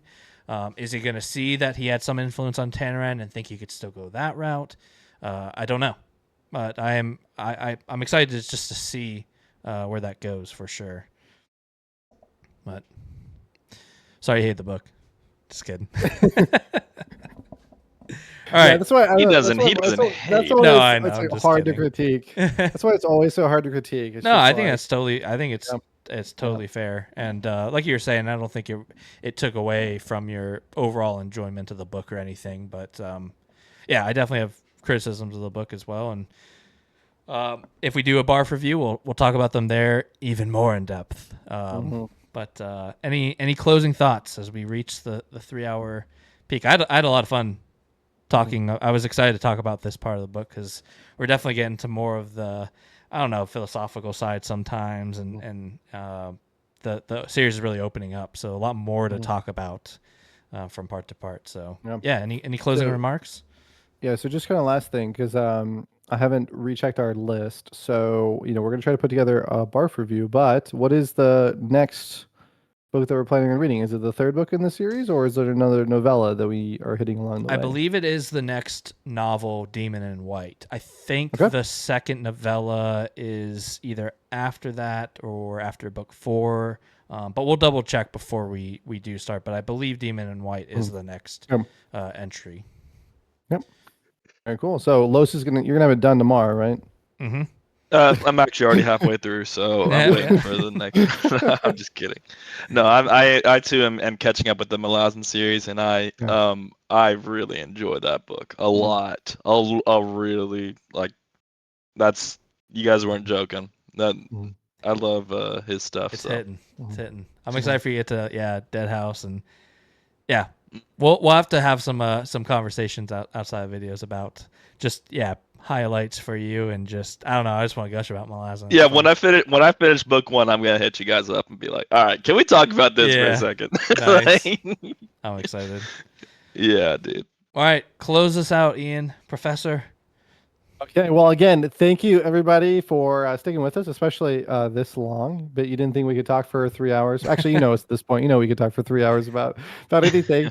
But yeah, thank you all for joining us. And again, for all the veterans or